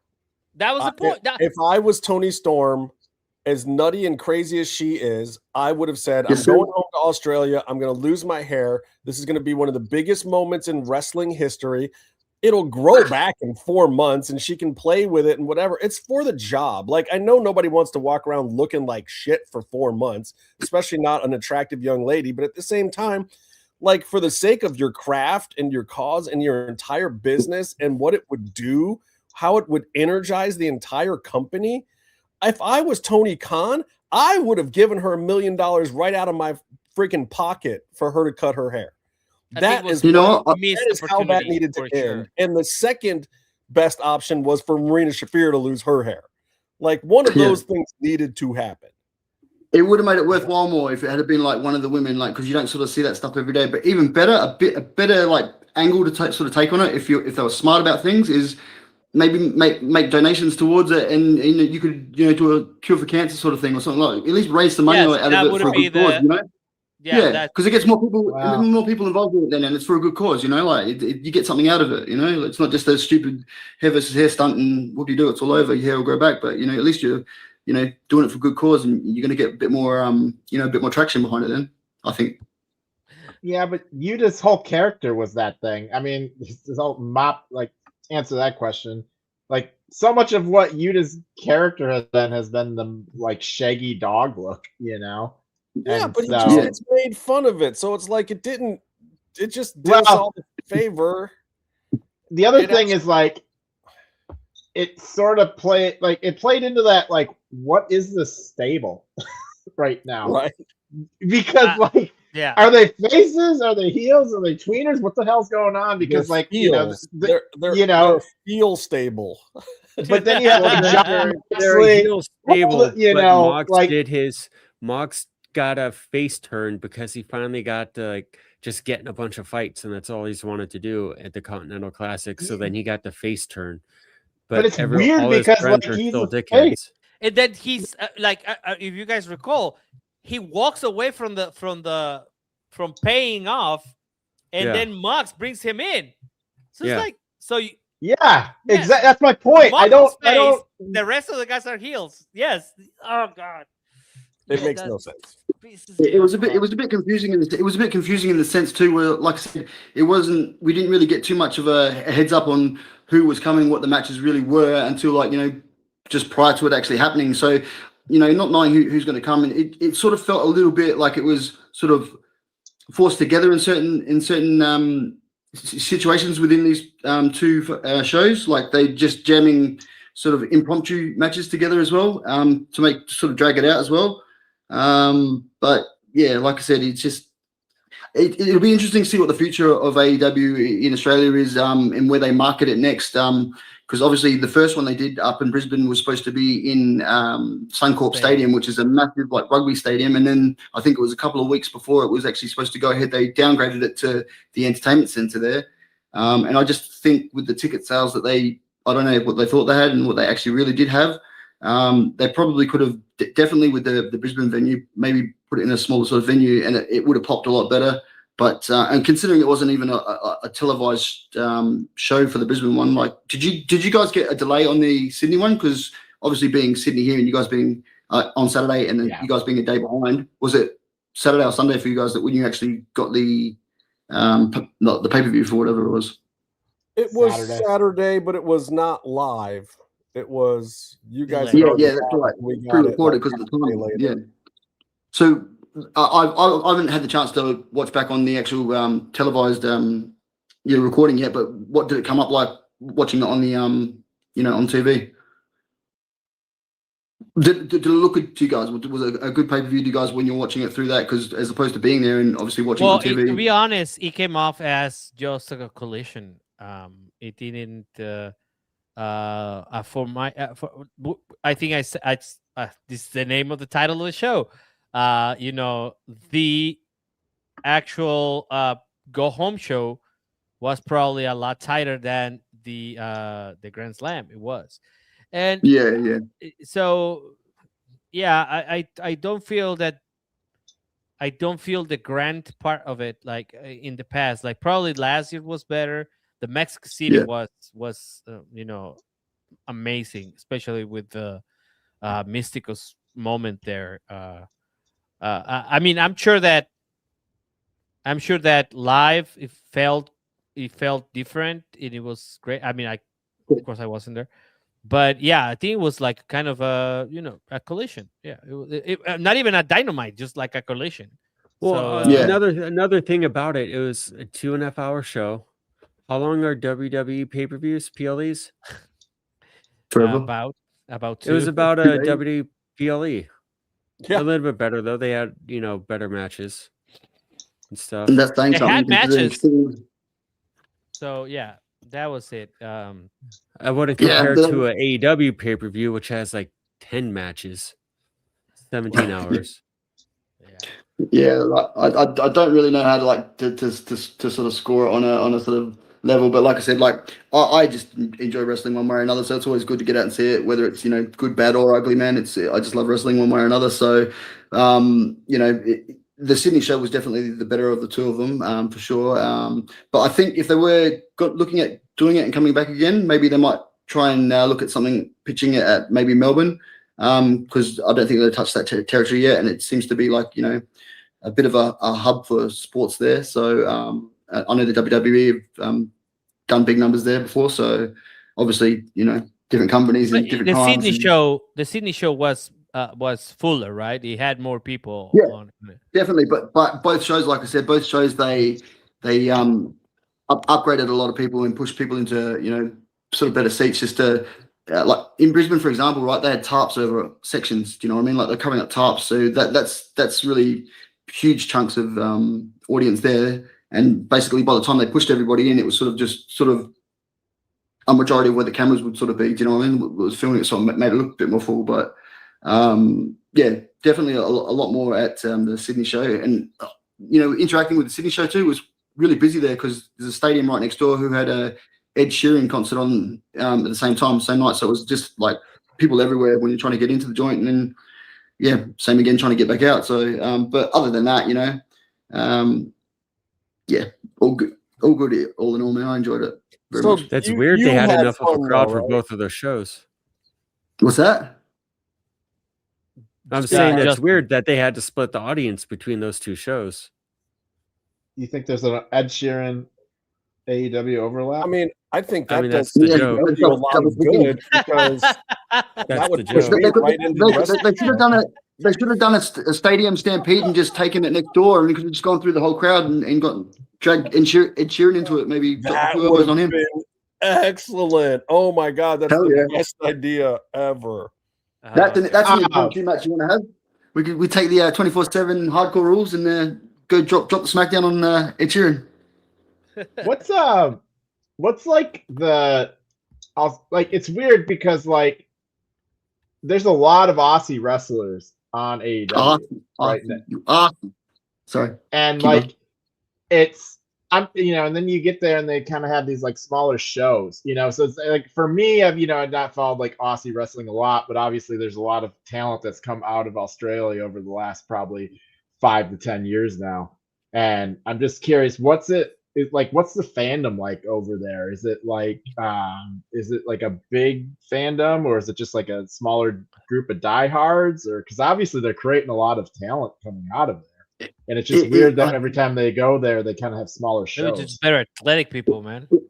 It comes and goes, man. It's like it comes and goes in waves, man. To be honest with you, like it has its peaks and troughs, man. And like you've got your diehards that'll go to all the small shows, all your indie shows, and there are a few like companies that are still existing and that. But I guess it just depends how popular it becomes at the time, and whether or not it's televised over here, whether it be WWE, whether it be AEW, and what's easily accessible for people. So obviously, with streaming now, it makes it a lot more easy to be able to access a lot of the shows and stuff. But yeah, I've sort of noticed since growing up being attacker in me diapers, mate, watching wrestling, mate, as far back as I can remember. It's just it has its peaks and troughs. If it's popular at the time, you have everybody wanting to go to a show, and then if it's not showing on TV, like not many people will even know about it, man. And so it's those diehards that go to those indie shows and love the wrestling, and they'll be there guaranteed. You know what I mean? But yeah, I've sort of noticed that with whatever's televised, and if it's accessible for people over here, now being more than ever, it should be more accessible. But AEW, for example, it's not as easy to watch that unless you're searching for that, if that makes sense, because it's not just on general TV or streaming. Whereas, like, if you have Netflix, you can watch all of the WWE. So I think where is AEW shown in Australia? Like, what platform is that? Popular platform? Is it just like Open TV? It's not even a popular platform over here, man. It'd be like I think it might be on a version of Peacock or something over here. I get it streamed on on the internet and that. I watch it that way. But yeah, I couldn't even tell you how it's televised over here, mate. That's what I mean. It's trying to find that. So you really got to go look for it if you want to stream it. Australia, basically. Pretty much, yeah. You know what I mean? I said it's the CMLL of Australia, Tony. Oh wow. Okay, no, let's not get there. Like it's there, but it's complicated. You got to you have to look for it. If you want it, you know where to find it. You know what I mean? You can search it out, but it's not easy. What you're saying is a VPN. That's what you're saying. Well, but it's like you have to wink, search wink, nudge, nudge. No wink. Sponsor us VPNs. We can use your money. Yeah, we'll take it. Hey, breaking wink, news. nudge, nudge. You like that train whistle? Breaking news. Really? Okay. Yeah. Justin. Breaking news. Oh wow! Breaking news, everybody! Live Saturday, February 21st on Collision. Thunder Rosa versus Julia Hart. Wow, I'm actually looking forward to this match so much. I love this. We were talking earlier about storyline wise, but this makes it make so much more sense. They can do so many things with this. They can play with this. They can have run-ins. Thunder and Julia have really good in-ring chemistry. And I don't know if people know, but like we talk a lot about how far Harley Cameron has come and whatnot. Julia listens. I talked directly to Jerry Lynn about Julia one day, and he was just like, that kid is sharp in the ring. She just listens. She puts in the extra time. She gets it. We've talked a lot about wrestlers who are like that, like Maxine and whatnot, who didn't come in with all the skills in the world, who came in weird gimmicks or whatever.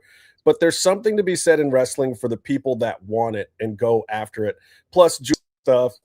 So I love that entrance. I love the promo and the artwork and the photography that Danny has done with her. And she's done some stuff with Thunder too. But I love this matchup. I love what they can do storyline-wise and prolong things. I love that this also is a great way to keep Chris Statlander involved, in that Thunder is kind of in that orbit with Chris and Tekla and Julia and the what is the name of their team? The Triangle Toxic Girls team. The Triangle. Triangle of Sadness. Triangle of Madness. Madness. Triangle. Death, Madness. Triangle. No. Death Triangle. No, aren't they the sisters? No, them two together, Julia and sisters of sin. Yeah, but all of them together is a triangle of sadness or whatever. Madness. Well, they had to stop being the sisters of sin because they have to wear more clothing now. Sky has to wear more clothing. Does she? Because she's she no isn't. longer the sister of sin. She Is she isn't back to wearing the more. booty shorts again? Her butt's I don't pay a lot of full on attention. out. Children watch the show. I don't look at that. Anyways, yeah, I think this is gonna be a great. I think it's gonna be a great match, and this probably sets up, a small kind of round here. That's what we're figuring it out, right? Because Maybe, or maybe, how do we feel? Matches, there's possibilities. How do we feel about Stat Daddy and Thunder as a tag team? What's the name of that tag team, people? Oh, I don't know. Jeez. Thunder Statlander. Thunderlander. Thunderlander. When he says it with the accent, it's great. It's a Thunderlander. It sounds better with I sound Thunderlander. Yeah. Don't do it better. As long as you getting too spicy. If she went back to like doing like some of like the alien paint, but kind of like with the DM or like the Day of the Dead paint. I didn't want to butcher it. Like a little bit of Dia de los Muertos, not even that hard. I can even I know, but I don't want to butcher it, and I was. How would just make fun of you? It's okay. You can say it wrong and not just like give you shit for it for the next 10 minutes that we're gonna be on the air. Go ahead, man. I'm kidding. Go ahead. But anyways, I think they could do some fun face paint between that, like kind of like a combination between the two face paints that they do. Well, I don't know if you guys like saw them the to call difference the in team- Thunder's face paint this time around. It was hurt. more show. I liked it. Yeah, it was. I pretty did. Cool. Yes. It was really cool. That was like the first thing I noticed. Am I allowed to be honest? Can I throw a diss? Sure, you're gonna win doing Drop of the week. So. I didn't like the head thing. I didn't like the headband or whatever. It didn't work for me. The hair cover. That was an emergency kind of situation thing. It didn't look smooth. It didn't look cool. Like I would have rather her done it as a headband, but like doing the pullover thing didn't work. It looked like the other way around. I have some amazing. Read the triple line, bud. I have some amazing footage that would have worked a lot better. But yeah, probably that was I don't know. That was the only piece that I didn't like. I love the new makeup, the look, like whatever. I mean, I know those were quote unquote street clothes. Not that they are, but look, you're supposed to look like a superstar. You know, Bobby Lashley's street clothes is a $30,000 suit, and he legit wears them everywhere. But like, so it's fine. But I just didn't like the headgear thing. But the makeup was amazing, and I really think that I'd love to see her tagging with Stat. I know they get along really well, and I think that team should be called Dead Aliens. God, Dead Aliens, really? Dead Aliens? No take on Dead Aliens. Well, can we check on the copyright on that song? Thunderstrat. Yeah, I feel it. If they can come up with the song, that could. You're butchering it. Thunderstrat. Are you putting a filter on your voice? We make that a sound button in the sound panel. Yeah, we can have that a You just keep pushing my buttons, and I will do that sound effect for you. Yeah, I keep pushing these buttons like Mandy pushes yours, Byron. Yeah. What's a Mandy? Yeah, you could do like Thunder and Strat Daddy. Arturo, please clip that whatever he just did with his voice. Daddy. Strat Daddy and Thunder Mommy. That would be. If you saw the Nyla shower, you would know that Thunder's actually the daddy. Yes. Go and check that out. Maybe just calling the team the Daddies would be fine. Daddies. There we go. All right, guys. I think it's time for Pops and Drops because it is getting late. It is getting late, and I have to have my beauty sleep What so the that heck is that noise? this actually works. You know, It's That's great. supposed to. all right. That's Who supposed wants to work go when first? you don't have your body sleep. It seems like Bear wants to go first because he kept You talking guys know about what me. my pop is. I have a drop. Mine is once again gonna go back to the show that nobody else is watching. Like I started trying to watch TMLL? TNA last week, and not I don't know. It was kind of meh. I found myself hopping back over to JCW, like when Justin is like, you know, talking about like a place that does not take itself too seriously and is just like the most ridiculous like crap you could ever see. It's like JCW feels like a half ICP, half like throwback to like the Attitude Era. And it's just, I don't know, it's fun. It's fun wrestling, you know, it doesn't take itself too seriously. None of the wrestling is great on it, but the characters are fun. Like right now, you have grizzled old Ken Kennedy mixing it up with Vince Russo, and it's just I don't know. It's bizarre, and I love it. and I definitely popped over from TNA to JCW afterwards. Like I gave up. They're both on Thursday night. You can watch Lunacy on YouTube. It's worth checking out. All right, Comatose left us, but what is your pop or drop, Byron? You only get one. Don't go crazy. We are doing 1 hour and 45 minutes. That is great time for this show. Please go ahead, man. We have 2 more hours left. No.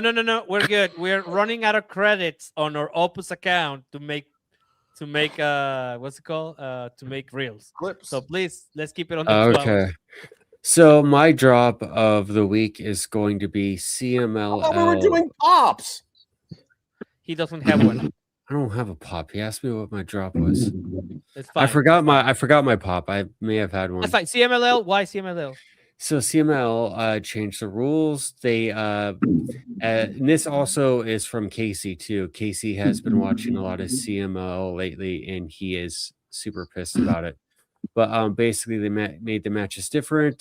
They dropped the captain rule, I believe. I'm trying to while back. What the hell? Yes. They dropped, and it's basically one of those things that made it unique and fun. But that's only the Australianos relevos atómicos.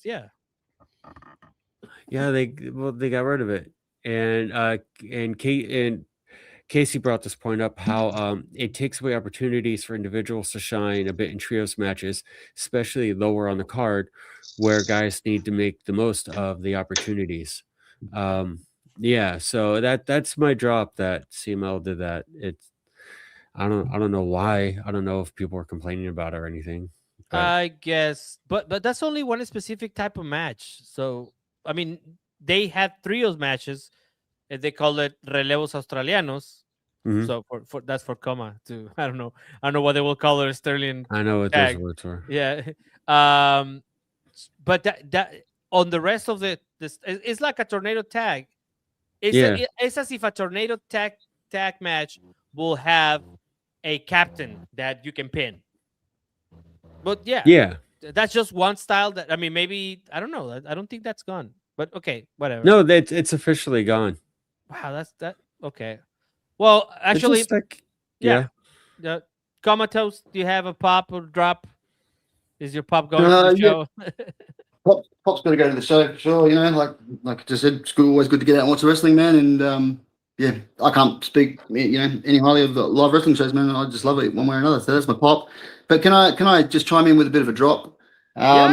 Negative. You know what I'm bloody sick of, mate? This is what I'm bloody sick of. And I wish they would have let it go and stop living in the shadow of, the memory of other people. But WWE really have to let go of the whole Wyatt family thing, man. Like, it should have rested in peace with Bray. God bless him, man, when he passed away. But I just think that they're just hammering it to death, and it's losing its mystique. It's losing its whole, mystery about what it should be, what it was going to be, and how it was articulated by Bray himself. I just think that you've got all these other, like My Family Tree with your dodgy looking face paint, man, making a mockery out of some talent on the God damn, man! Like, look what they've done to Matanza, man. God damn it! Like, it's just, I don't know, man. I'm just getting it's really what's really growing like this at the moment. My pop is an MGF tweet about that. Yeah, like Jeff Cobb, he was cool. I miss that guy. Oh, he's a legend, man. He's a legend. He's an absolute legend. Well, WWE Mateo. WWE does that with all their teams. Like, if you think about the Judgment Day for what it was when it was conceived to what it is right now, makes no sense that that's the name that they have. And you are correct. Yes. No, it's just frustrating to watch. You're just killing what was once a good gimmick, and it had the potential to be something amazing. And it's just one of those things. Like, you think about like going back to the Undertaker and the dark mystery and the mystique that he sort of carried around as a gimmick. And I know we're in a different time and in a different era and a different place now, but Bray was a special talent, man. He was a real poet and an artist, and how he articulated his actual character and the whole Wyatt family. You know, like even you go back to like when the Shield was together, and you know, remember the first time the Shield clashed with the Wyatt family and how big that pop was for it. Like, That's what got me back into wrestling. That right there.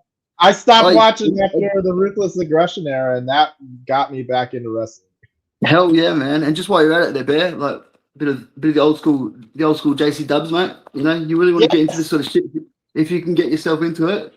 Dude, if you're not watching Lunacy right now, it's awesome. Yeah, get into it. Because honestly, it's really cool. It's really cool to see some, some of the indie up and comers, man, that don't get on any of the bigger promotions, and the Clown's always down to run with the new breed. Plus, they throw in a lot of the ex legends and that, and you'll see a lot of familiar faces. And like you said, it's not the greatest of wrestling, but the show for what it is and what they put together, it's got some value. That's for sure. If you're a wrestling fan, you'll enjoy it, I reckon. It's entertaining. That's what wrestling should be. It's entertaining, and that's to me is sometimes what I miss from other stuff. So many promotions take themselves so seriously, and they just do not, and I love it. And they're not doing it with a huge budget either. Like they're just doing it on a whim. Like, that's the crazy part about it. And Jay's really gone all out this time in making a show out of it with Lunacy and doing it every week. And if you look at most of the shows, they don't even cost money to get into. They're free tickets. You know what I mean? So he's doing it for the love of wrestling and trying to make just another one of his accomplishments come true. But yeah. Whoop whoop! Just saying. Whoop whoop whoop whoop. All right, Justin, please. I have a pop. Oh no, you're over. You're My pop is Olympic hockey. If you're not watching it, you should. Women's gold medal game tomorrow. I believe you meant to say curling. Men's gold medal game on Saturday. Curling is also. I watched that. I watched hockey and curling. Oh, somebody was cheating. Somebody was cheating on that. They touched the stone after they did, and they got caught. I saw that. But they denied it. And then it's like, no, it wasn't me. I'm Canadian. I don't do that. Yeah. Am I a little slow, eh? From Canada, eh?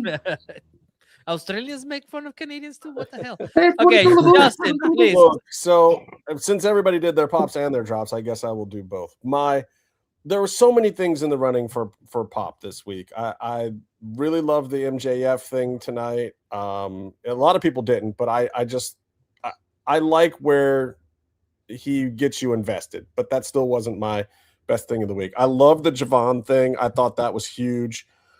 I'm a big fan of that. I wasn't expecting it, so I love that level of surprise, and I think the kid deserves it. Plus, I think he's going to actually make the match exciting. I am also looking forward to Finn versus CM Punk. I don't really know why, because it doesn't quite have the story feel that I normally like, but just like the sickos like their AEW matchups, just like a good swerve Kenny Omega match is not going to go wrong. I just don't see... Demon. Are we going to get the Demon?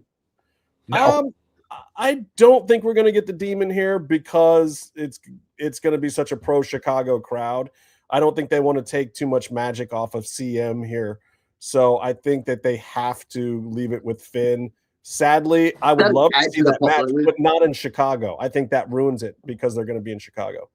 But is that going to be the last chance that he's ever going to really get a title? I'm not going to say it's the last chance he's ever going to get it, but I mean that would add to the pop, wouldn't it? It'd be just like cherry coating the cake. No, because the pop is going to be so pro CM. Like all the stuff that they tried to do with AEW with CM Punk in Chicago. Like anytime they try to give the other person any kind of shine in Chicago, it just doesn't work with CM Punk there. It just doesn't. Yeah.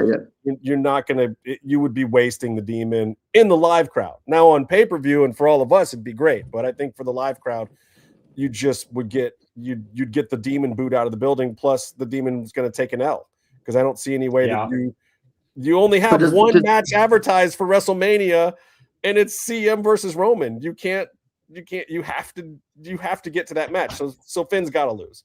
But there's a lot of stuff that I'm excited about. However, I have to say, God bless you, Kenny Omega.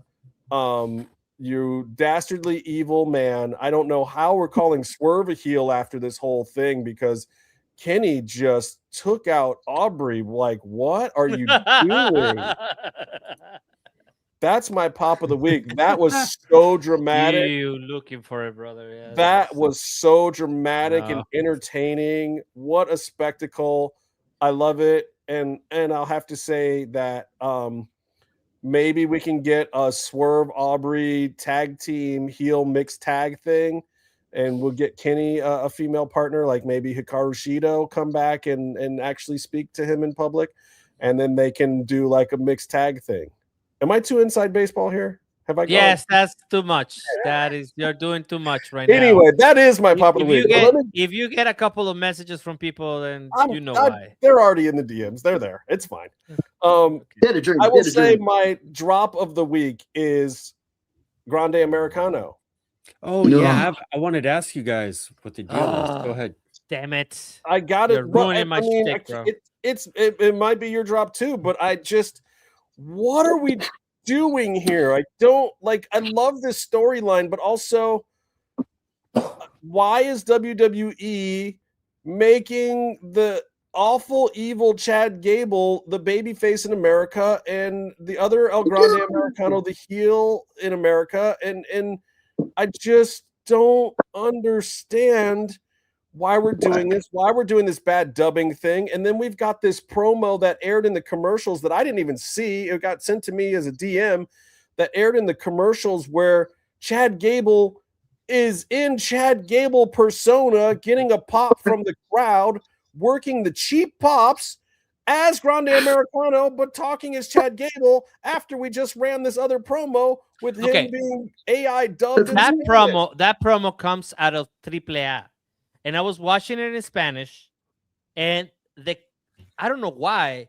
It's hilarious though, right? Preemptively, the announcer was like, well, I'm sorry to say that there is AI on this promo. So they ruin it.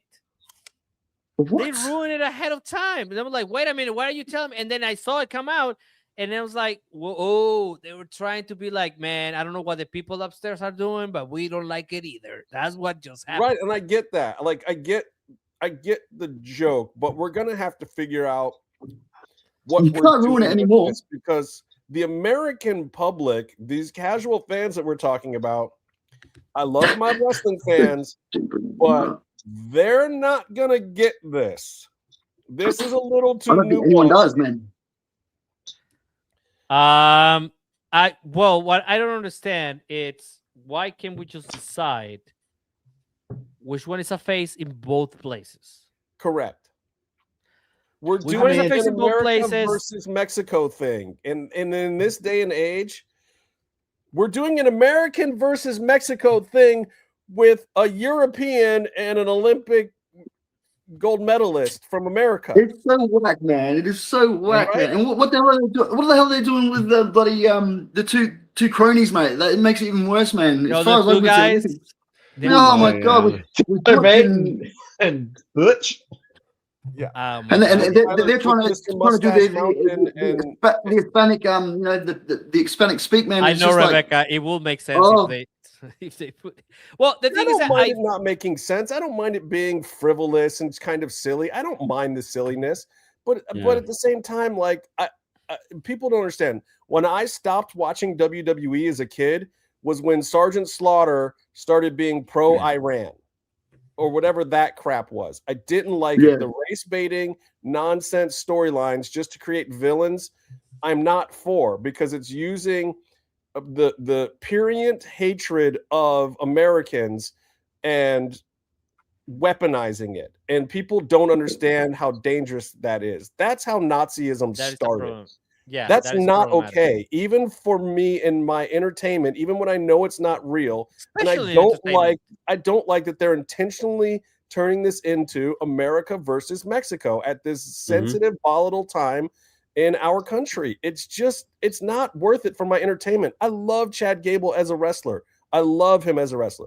And Ludwig Kaiser, Marcel, whatever the fuck, as Grande Americano has been a joy. Absolutely love it. And it's been accepted by us in this country. So and let's do embrace. something fun with it. I don't have any problem with having fun. I don't have any problem with the mass versus mass with the Americanos things. But the fact that we're now intentionally making this America versus Mexico, we're going for the USA chance, we're going for the hatred and all that stuff, while Brody Sorry, King man. is over on the other I'm going show to cut you off, bro. I'm going to cut you off. Is it really the hatred, though? Is there really the hatred in the gimmick of the storyline? Or is it just like, a bit of... It's not so much insensitive, is it? Because they're not really like slurring anything. There's no like real racist sort of it's not content that, to it. It's playing up the nationalism on both sides. So that what you To a have degree, in Mexico but, like- now is Mexicans. Okay. I'm hating gonna Americans. hold on. We don't have time for that shit over here. That's only on that side. Like that's the nationalism and all that shit. We don't care because over here we're having fun. The problem is that for you guys, everything turns into this. Yeah. That is the fucking problem. That is the reality. I just don't dig that. Like I'm no, Are that's they- bullshit. That is absolute bullshit. Are they intentionally trying to do that, or is it just happening organically? Well, I don't know. Yeah. I don't know. It's I don't not think organic when he's doing the cheap pop thing for the live crowd. so. Right. Yeah. When he's doing the hey, wink wink, I'm not going to speak Mexican, but I'm here to pop Madison, Wisconsin. Like, come on. Yeah. That's I pretty think you're taking it out of context a little bit, man. I honestly do. It's like you can take it like as a competitive Actually, sport or whatever. saying Mexican is very offensive as a language. It's just that's not Right. Yeah. And I'm not saying that he's pushed it that far yet, but it's pretty close. Man, that It's getting, promo it's getting there. What? that commercial break As promo opposed was to pretty close. those old gimmicks that you were talking about, like Sergeant Slaughter, and even like when they played like Nikolai Volkov and like the whole Russian sort of Soviet thing, like that were a That bit more Italian insensitive, guy I they guess. made a terrorist. Hey, what was that? A lot. That Italian guy they made a terrorist, but then what? 9/11 happened, something happened, and then like, oh, we gotta. Then Undertaker That's legit just it's told a him little in bit a different. show, and It's- he fired him. Times I have mean, they changed made a little bit, man. But when Chad Gable does it, it's a stereotype. When Thank Ludwig you! Kaiser does it, it's actually paying It's weird. homage to the culture of lucha libre. So And I okay, don't know You know, how he- he was able to pull it off because he wasn't He supposed should to be pull it selling. off. No, He but- should be selling his voice more. But Like, let me explain. honestly- Let me explain something here. What's happening with Kaiser's character, like Kaiser's version of it. So there is this idea in Mexico that we allowed as Mexicans that if you can be Mexican even if you're not born here. There's a lot of famous Mexican people that are not Mexican born, but they just embrace as part of the culture. Even our greatest, pop artist of all times, Luis Miguel, was born in Puerto Rico. So, or whatever he was born, because it's a mystery. But Right. anyways, I mean, you So- guys accepted Vampiro, so yeah, kudos. I mean that He's a okay, good perfect artist. point, right? So Canadian. there is these people. As long as you respect the language and you try, if you just make an effort to try, except like Bear, he doesn't make an effort to speak the language and say the words. We will be like, it's okay, you butchered the shit out of that. It doesn't matter, yeah. But then this You do it. motherfucker took it to another level and started singing in Spanish songs that That was we brilliant. represent. So I was like, okay, Mexican, fuck it. Now, if you How bring good was back that? Chad, if you bring back Chad, and then he's turned to like wink, wink, white nationalist power, whatever. I mean, I'm just saying. You said Yes. what, Bear? Sorry. No, that was amazing when Kaiser was singing, man, like and doing it in Spanish so fluently too, man. That was and the crowd popped for that, man. You know, everyone was singing along, and to hear somebody of his nationality, like you said, just fitting in with the traditions of lucha libre, and Because- like you said, that it. Because now what I think is happening, and this is gonna get super complicated here. Bear with me and my English speaking. But what Chad Gable is doing right now is mask face. yes, Like, yeah, like blackface except with a mask. Thank you, brother. You can say I can. I can so say. that's It's Black History Month. We can Thank you, talk yeah. about historical ramifications of that statement. So this is minstrel now. So you see what the problem? The problem is huge. Yeah. They gotta, I hope we can clip this, Arturo. Please put all this. Can I shit tell on you the- my other drop of the week, Tony? That was my I guess runner-up. Yeah, we're gonna 2 hours now. My so- runner-up, speaking of blackface, is wow. Kevin Nash. Ah, man. Big Daddy Cool. No. Not so He cool. stepped in it, Big bro. He I did, cannot I even know. tell you. So there's this thing Saw called it. the Buke, the BIWC, the Buke, right? The puke. What the? It's the Black Internet Wrestling I get it. community. And Kevin Nash got himself canceled. He called Javon Evans Mr. Bojangles and said he wasn't urban enough. And so he dig deep like to like a specific person that I couldn't even remember, brother. Like that was crazy. But why? Like Javon Evans is the closest to what the kids actually are like Right in now. the city right now. Like Yeah, it didn't it's even true. make sense. Yeah, That's why Kevin got blown up. It wasn't the comment. Like I've said similar things about other talent, or like when I felt like the New Day was shucking and jiving and I didn't like it or whatever. But the fuck? And Kevin Nash straight up said that he didn't like where Javon's character development was at. He thought he was a little too Mr. Bojangles and that he should be more urban. I don't even understand what the heck he was trying to go for there. And then he tried to explain it away, and I get the explanation. And don't get me wrong, Kevin Nash is a very liberal ally to the people. Like Kevin Nash got his black card back in the day, but it got revoked this week, people. I'm sorry. No. I don't know. I Your thought card Kevin is Nash revoked, had a man. really good statement. I think he did he did everything he needed to do. He made an actual apology that said He it did. was wrong and offensive. It wasn't one of those "I'm sorry if you got offended" things. He did all these things. He clarified what he was trying to mean with like looking out for him and like I just want what's best for him. This is what I meant in the non-offensive. I thought things through before I said it way. And then also he still put himself over. Correct. 'Cause So he's Nash. he did that. He checked all the boxes. Right. And I'm not saying that Kevin Nash is canceled, but he definitely does not have his black card anymore. I'm telling you, yeah, I'm sorry, Rebecca. Like Nasty is just We lost Comatose. No.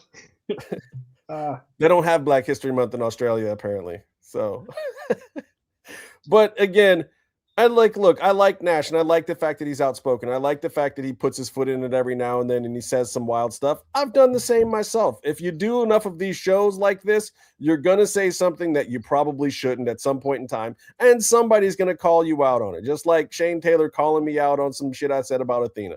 Deserved every bit of it. And Nash What did you say deserved about her? That was messed up. Yeah, whatever, man. Shut up, Why you starting shit?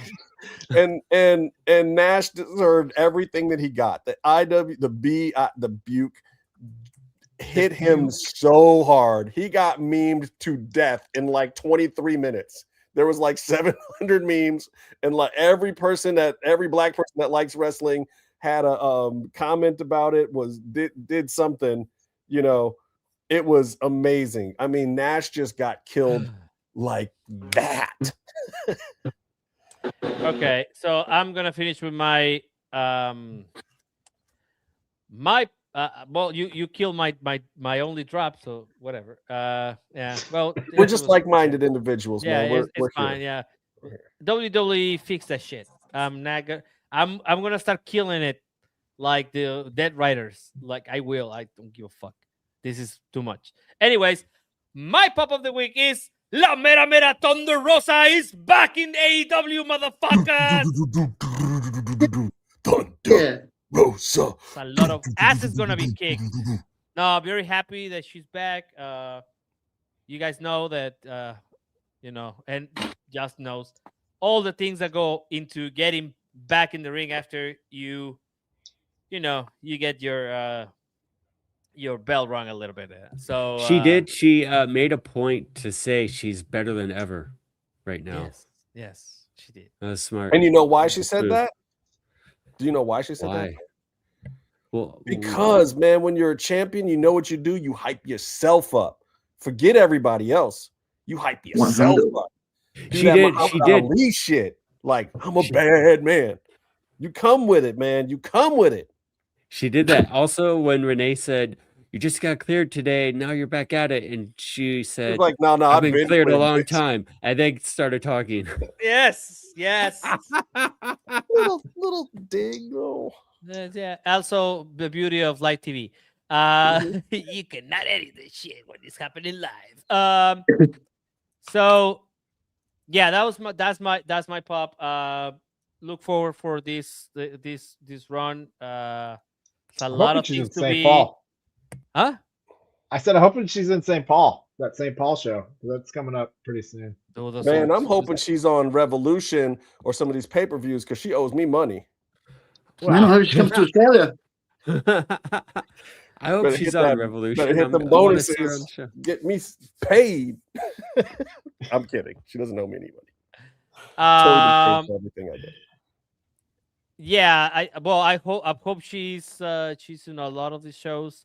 I know there's a lot. I mean, you know, the vlog and the podcast, all these people show her love.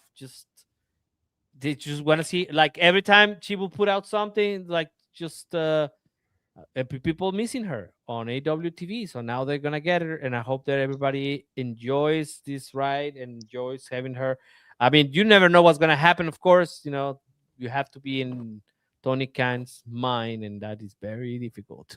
So yeah, we're hoping for the best. I just love that she's back. I think she's got that energy, and people are gonna they're gonna love it. They're gonna get what they want, man. They're gonna get La Mera Mera. She's, you know, it's always fun. I really Guys, do hope she gets in the tag division a little bit. I really want to see that. I think be a great. You know what happened this Sunday? You know what happened on Tuesday? What happened on Tuesday? Okay, so Maribel. Yeah. Maribel was like, "Are you a tag team? Are you a tag team wrestler?" And fucking Thunder lost it. Please go and watch that shit. She's like, I even had to be like, "Hey, can we get back on the show, please? Can we?" Because she's like, "What the fuck you mean, man? Hold it, that me and Holly fucking destroy this shit." It was amazing. You gotta go watch. It's been like 2 years where the majority of her matches were tag matches. Yes. She's yeah. It was and mixed tags too. She had that other dude that she does a bunch of mixed tag shit with too. I mean, she's. Well, she did was a tag match against Sammy Guevara one time. Yeah, that was. And honestly, if you haven't seen any of Thunder's tag matches, go and watch some of them, because the way she controls the emotions of the crowd in a tag match, I honestly believe that she's better doing that. And she got really good at it during her last run too in singles, of like just knowing how to get those ebbs and flows. That's when you know somebody's a veteran, when they can lead a match. They can change up a spot, when they can slow it down to get that pop from the crowd or that reaction. But honest to God, she's even better at it in tag matches. So I really hope that they put her in the tag division, because I think she can bring a lot to these girls that a lot of them have never been in tags at all. So like, I mean, and like, you know, Thunder Tits. I mean, that was a thing. It was first Thunderstorm, and then it was Thunder Tits. So that is an actual established tag team that exists in AEW. So yeah, I'd love to see her fight her way back into that tag team somehow. Oh, that would be fun. That would be a great storyline. That would be fun. Yeah. Plus, there'd be a lot of kissing. To tag with Darby Allin, I reckon you could do a lot with that as well. Like, as in like the theme and the gimmick behind it as well. I think that'd be a cool, like, hey, that'd be a great way for her to finally get a coffin match. There you go. Oh God, please. Didn't they just about kill him? Didn't they just kill him? No. First of all, nobody has just about killed Darby. Darby has just about killed Darby. Well, you can tell. The last thing I saw him, I was pretty sure he died. He could come, like, Thunder could get him coming out of a coffin. I think his goal is for you to say that every time you see him. He's like the wrong man, mate. He never dies, mate. He's like walking paraplegic. He's the Walking Dead, literally. Like, nutcase. There you go. Also, trios champion. Come on, man. This is like, I was reigning, like, why? Reigning trios champion. Champion. Yeah, it's still. That's what I was like. Wait a minute. What? Why? You know, they should. Once again, getting into the interesting thing, like, I don't know if they need like a mixed tag championship, but they should just make the trios belt intergender. I don't, man. I've been loving the amount of mixed Data will tag get stuff back. in general that's been happening between AAA, which has been a major storyline down there. They've been doing a ton of it in AEW's just so they could do the Marina Shafir and Tony Storm stuff. And I really liked that. TNA has been doing a bunch of it. WWE has even been having a little bit of it recently. Like mixed tags, I think we're never going to AAA get has what a we had in Lucha championship. Underground, where the women are competing with the men on completely That's equal the win. footing. But at the same I think time, that's the win. let's at least get these mixed tags where we get it mixed up, where we can have a little bit of fun with it too. Like, I mean, it's- it would also make the trios felt more interesting, and I'm just trying to. I want it to be more interesting. God. yeah, You and like, really look, do. You nobody, bring it back every week. Or something at all. nobody Yes, watches. at least they're having a Tarantino match on movie. Collision. Nobody watches a Quentin Tarantino movie and is like, "Oh no, a guy hit a girl," or "Oh no, that girl would never chop down 30 dudes with a sword." Like we by the get way- the suspension of disbelief. Like the women can be superheroes that can kick the boys' ass every now and then, and That's what sells it, mate. That's what sells it. and a guy can hit the girl too. It's not necessarily abuse, and I'm sure it does trigger some people, but at the same time, it is in a fantasy world. Like if Natalie Portman grabs a lightsaber and she's in a duel with Dooku, like, are we saying that can't happen? And that's like promoting abuse among women? It is promoting abuse of Natalie Jedi- Portman can grab my lightsaber. of Jedis and Yeah, I don't of know. Jedis. Yeah. Anyway, I I am gonna watch the whole bloody affair tomorrow, which is the Quentin Tarantino's original cut of the film. I've been looking forward to that. Gonna just camp in that theater with 10 of my friends, so we all gonna get to watch together. Thunder was supposed to come with us tomorrow to watch it because she will dress as The all bride. killer. But now she has to go and kick Julia Hart's butt for a couple of minutes in Well, what if Julia wins? English. Let's not talk about this. Let's move on. Let's move on. All right, everybody. I think we have come to the end of the show. Please share, like, and subscribe. Follow all of us. You can follow me at Tony St. Allen. I can't even tell my own fucking handle. And you can find Justin Outlaw at Justin Harvey 75.